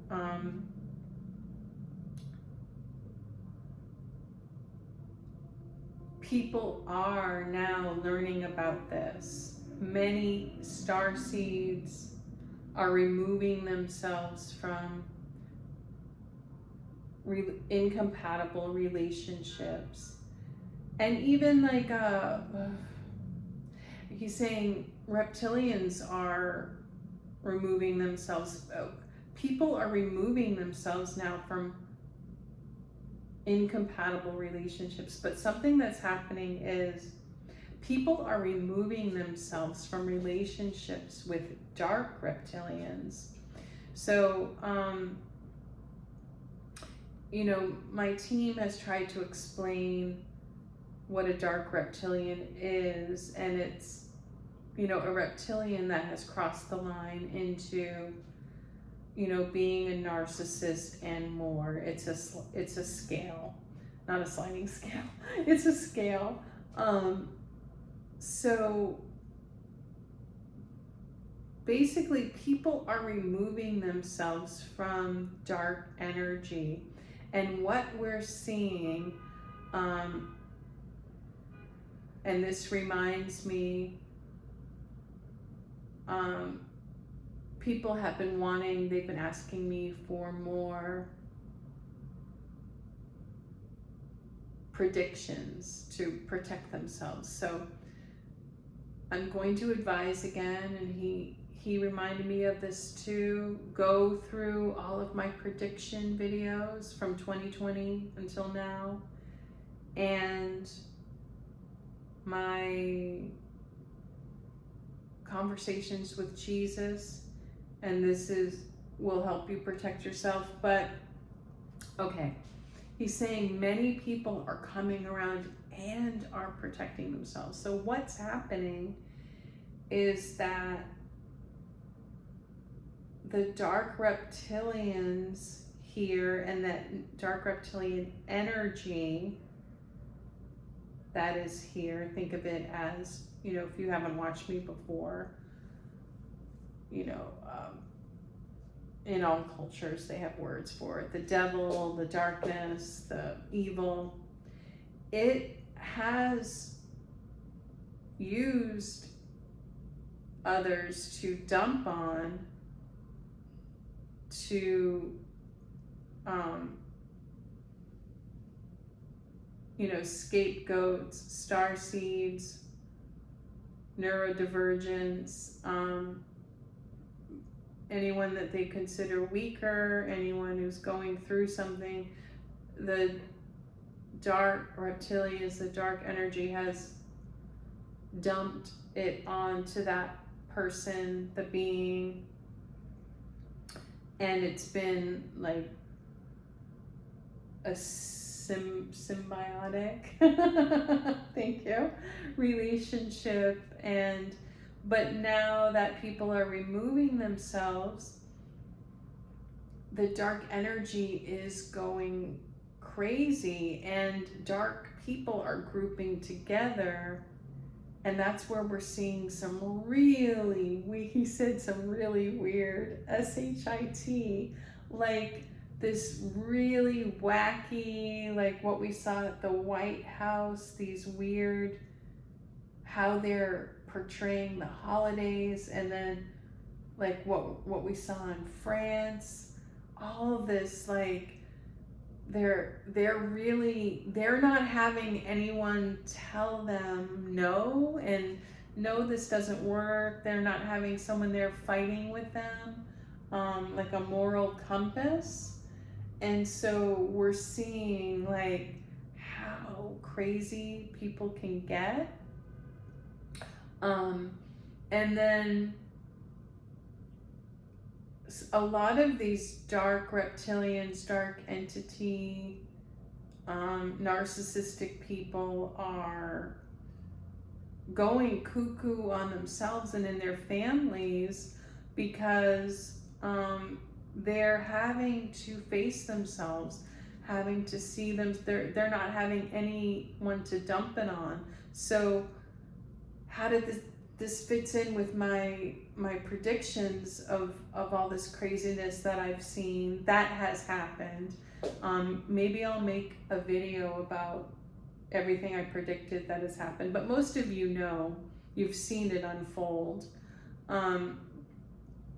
So Matthew is explaining that that's a big reason why this is happening too, is because there's nobody forcing them to be moral. People have removed themselves from them. There's a lot of dark reptilian energy in power now. And then in personal lives, a lot of people have removed themselves and they're protected. And then the dark reptilians he's just showing me like a serpent eating its own tail, having no one to sting, no one to bite. And so that the level of drama is amping up, because reaction to their drama is what they're looking for.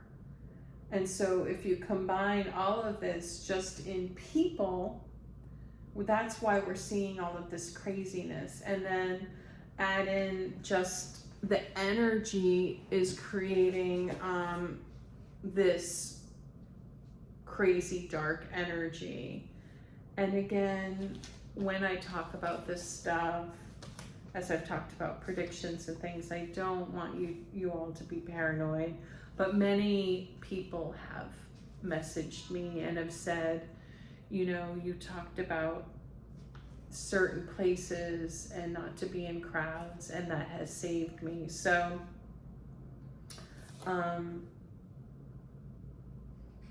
I don't mind talking about that. So let me just go through my notes before I get to the details of his passing and make sure that I didn't leave anything out, and then also see if he wants to add anything in.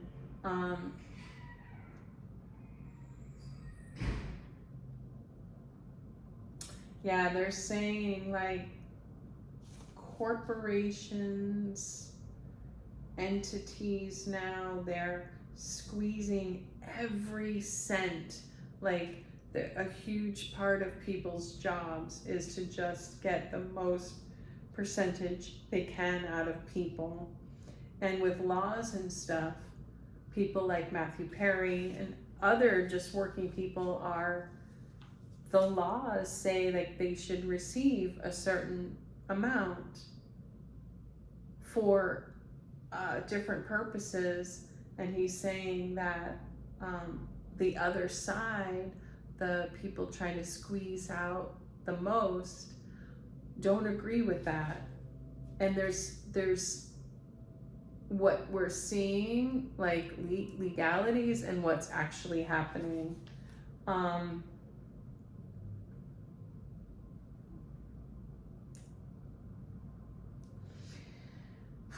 He's actually wanting me to name names. This is, you know, a bit dangerous, but he's saying a corporation like Walmart is really, yeah, no bueno. Like, he's using that as an example. And he's saying like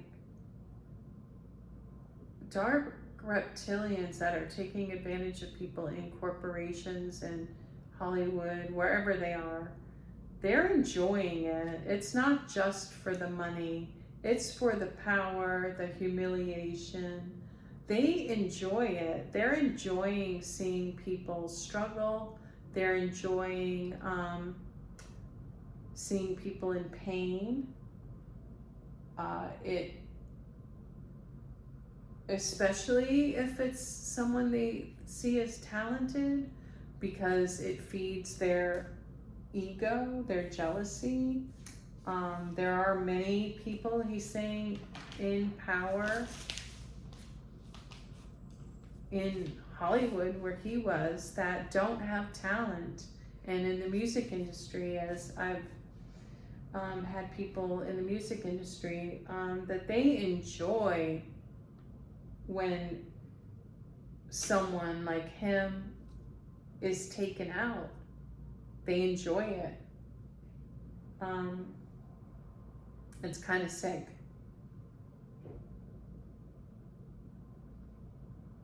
And he's saying he would have come around to,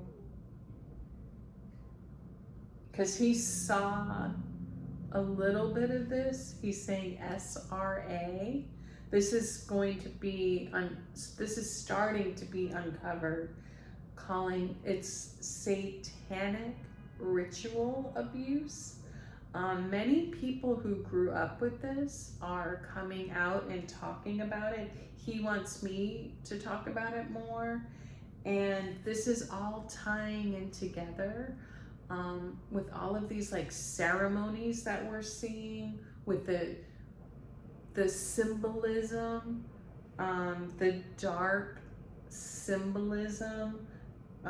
It's so funny because some people might think like I'm doing that because I used to read tarot. Not that I'm doing that, but that they think that any sort of form of divination, of being a medium, of being a tarot reader. Even though I read angel cards, they think that that's dark, but this isn't that. Unfortunately, people think that, and they miss out on a lot of these messages. But also, fortunately, many people from churches are just coming forward and saying, hey, I'm talking to God, and God's giving me these messages, and, you know, they're the same messages I'm getting, and other mediums are getting, and tarot readers are getting. So I'm just I'm happy people are getting messages. But anyway, he talked about SRA. So you can look that up, SRA, satanic ritual abuse, and look up people who are coming forward talking about how they've been through that. And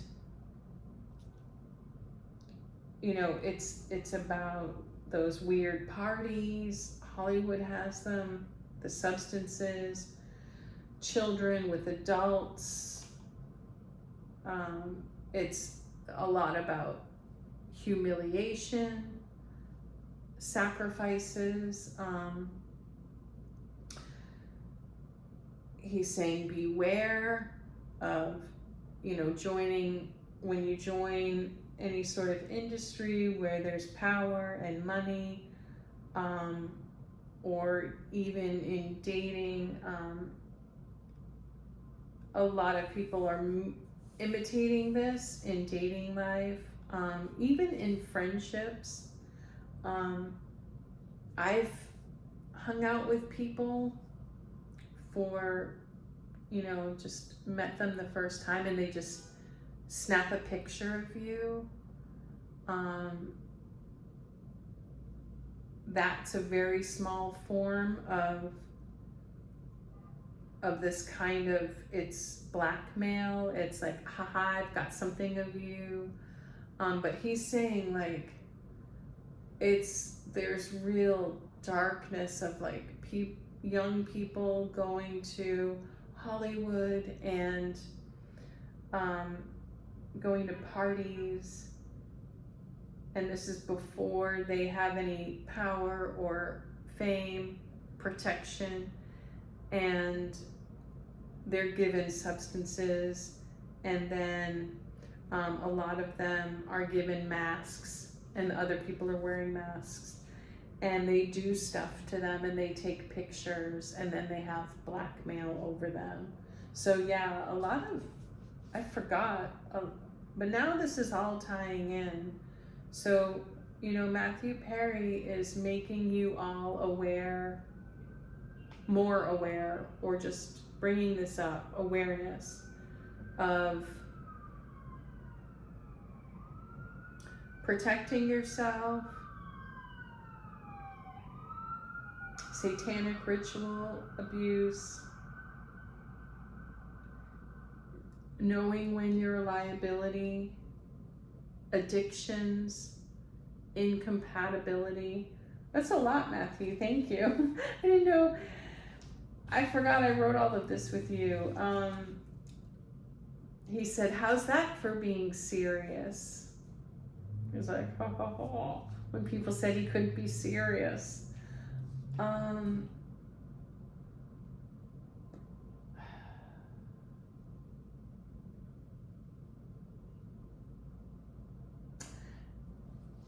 He's saying star seeds, people on the spectrum are very susceptible to this, and it's unfortunate, because they may think they're just making friends, making connections, and you know, reptilians too, but he's saying star seed autistic people tend to be a little more gullible.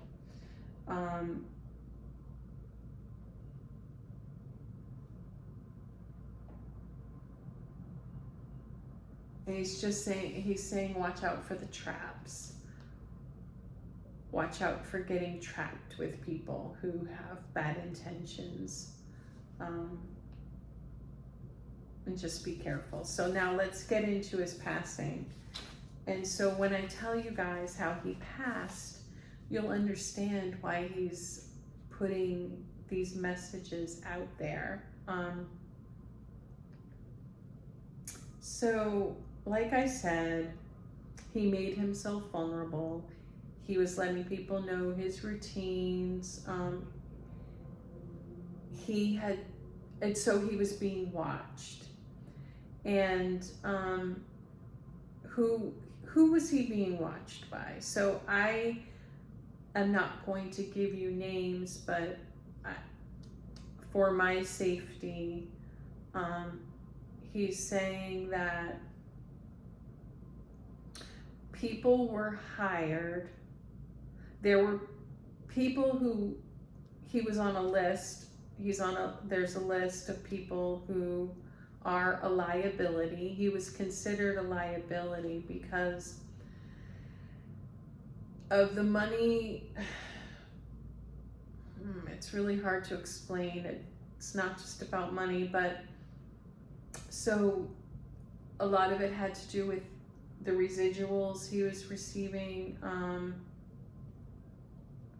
He was a liability, and then he made himself vulnerable, and then there was an opening to take him out, and there was a way to take him out. He had made his habits known, so when there was an opportunity, people knew where he was. So it was in his industry. It was a group of people that were hired to take him out, but it was actually two men. He's showing me, he was in the pool. It was a bigger man and a smaller man. And what they did was what is often done is they used the substances that he was taking, which was just ketamine, but anything taken in a large dose is fatal. So he had already taken some, and then they gave him more to make it look like he OD'd himself, and he didn't. They gave it to him and then drowned him. And he's saying if the police continue doing a proper investigation, now with not everyone, but with most people I've read for that have been taken out, if a thorough, proper investigation was done, which he's saying is a luck of the draw. It depends on what police department, how many people are behind it. Like definitely with Chris Cornell, it was like the Detroit Police Department at that time, and they didn't want to deal with his situation. His family didn't want to deal with it. They felt like they were in danger. But with Matthew Perry, it's LA, people are coming forward, and it's the pressure that is put on police because many of these deaths look fishy. And so with this one, enough people came forward, and then like with his stepfather being on Dateline, I don't want to say forced because he's saying this too. Well, he's actually saying this. I'm just validating him.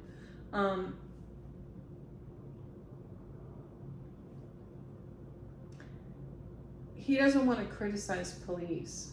They have a hard job, but it is what it is. I never use that expression. He's saying it is what it is. Earth is as it is, and unfortunately, investigations are time and money and effort and paperwork, and people are human, This isn't the movies, folks. He says, this isn't the movies, folks. But because of pressure being put on the police, he's hoping that they uncover this. And he's saying they will be able to uncover this if they continue the investigation. But he was taken out by, I'm just going to say, the industry he was in. I can't be more specific than that. I can't put myself in danger.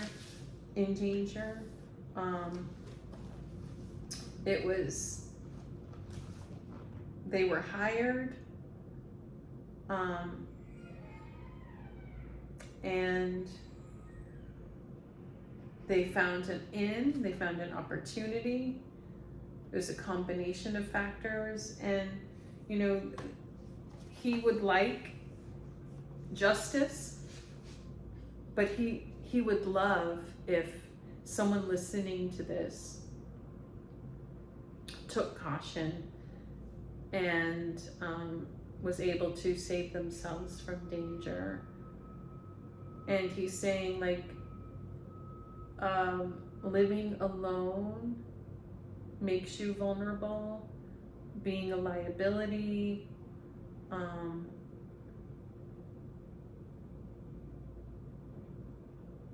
insurance policies, wills, all of that stuff. It could really get into it, but he doesn't want me to go too far because he doesn't want me to lose sight of what happened to him. I'm guessing many of you felt something was off about this and intuitively thought something was fishy. And even he was feeling vulnerable, but was also just feeling so good.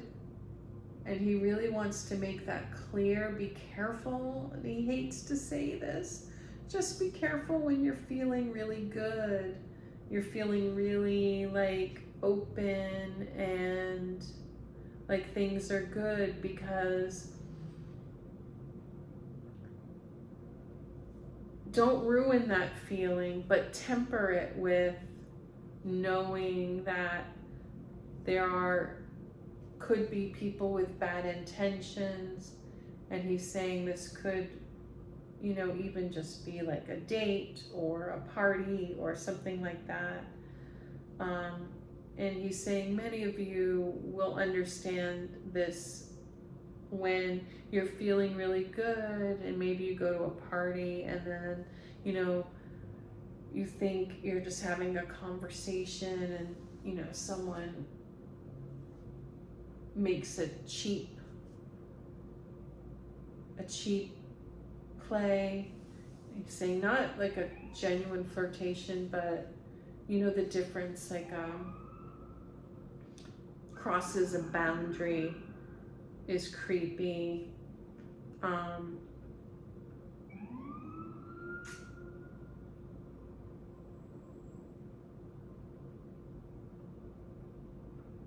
But this is what's going on now, and what's going on in his industry and other industries. It's not just there have been other people who have been taken out of other industries, and you can watch my other videos. But anyway, that's what happened. And then let me see if he wants to say anything else. He put on sunglasses. He's like, no, you're doing great, babe. Oh my goodness. He's such you can tell he's like a child of Metatron. Everyone loved you, Matthew. I just want to squeeze your cheeks. And it's been so good for me to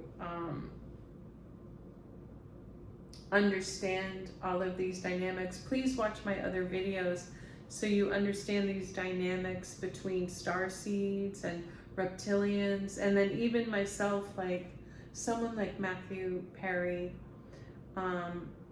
You know, I got into acting later in life, but say I had met him, say I had been an actor and I went out to LA. He and I talked about this, like, I think Matthew is adorable, blue eyes, just a cutie pie, I just want to squeeze him, but like, had we worked together or met each other, like, we wouldn't have dated. And he's saying this would be a whole new concept for people of like attraction. He's saying it's getting very ugly on the internet with people telling each other how attractive or old, or giving them numbers and stuff like that. And he's saying like, that ain't it. He's being silly. And he said, no, it's like, especially with star seeds, I've explained this before, because energetically, spiritually, Matthew Perry, his soul will always be my grandchild. Even though he was on Earth, he was only 2 years younger than me. Spiritually, that's who he'd be. So say I'd meet him, he'd be someone that I would probably offer a reading to, advice, and it could be awkward because of his, if we had different status, like say I had just arrived in LA when he was still alive and all this status, there'd be like this energy. But anyway, it's very, very difficult to explain. I'll explain it another time, but just know, like, trust yourself. If you're not attracted to someone, there's probably a good reason for that. Don't force yourself to be attracted to people, and it's not good. Especially, he said, men are very susceptible to this because of physical beauty, how they're attracted to physical beauty, but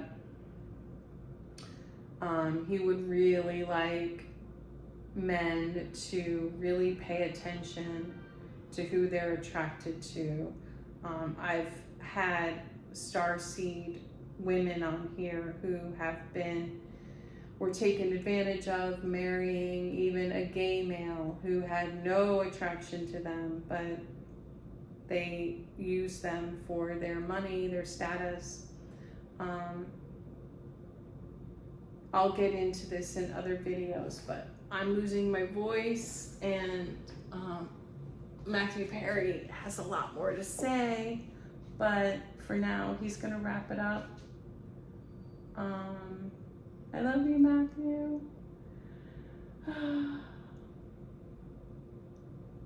Now, he's going like this, dancing, wearing an Elvis light blue suit with the ruffled white shirt, and he's sort of dancing away. And he's saying, I love you too, and he's blowing kisses. He's blowing kisses to you guys, and he's saying,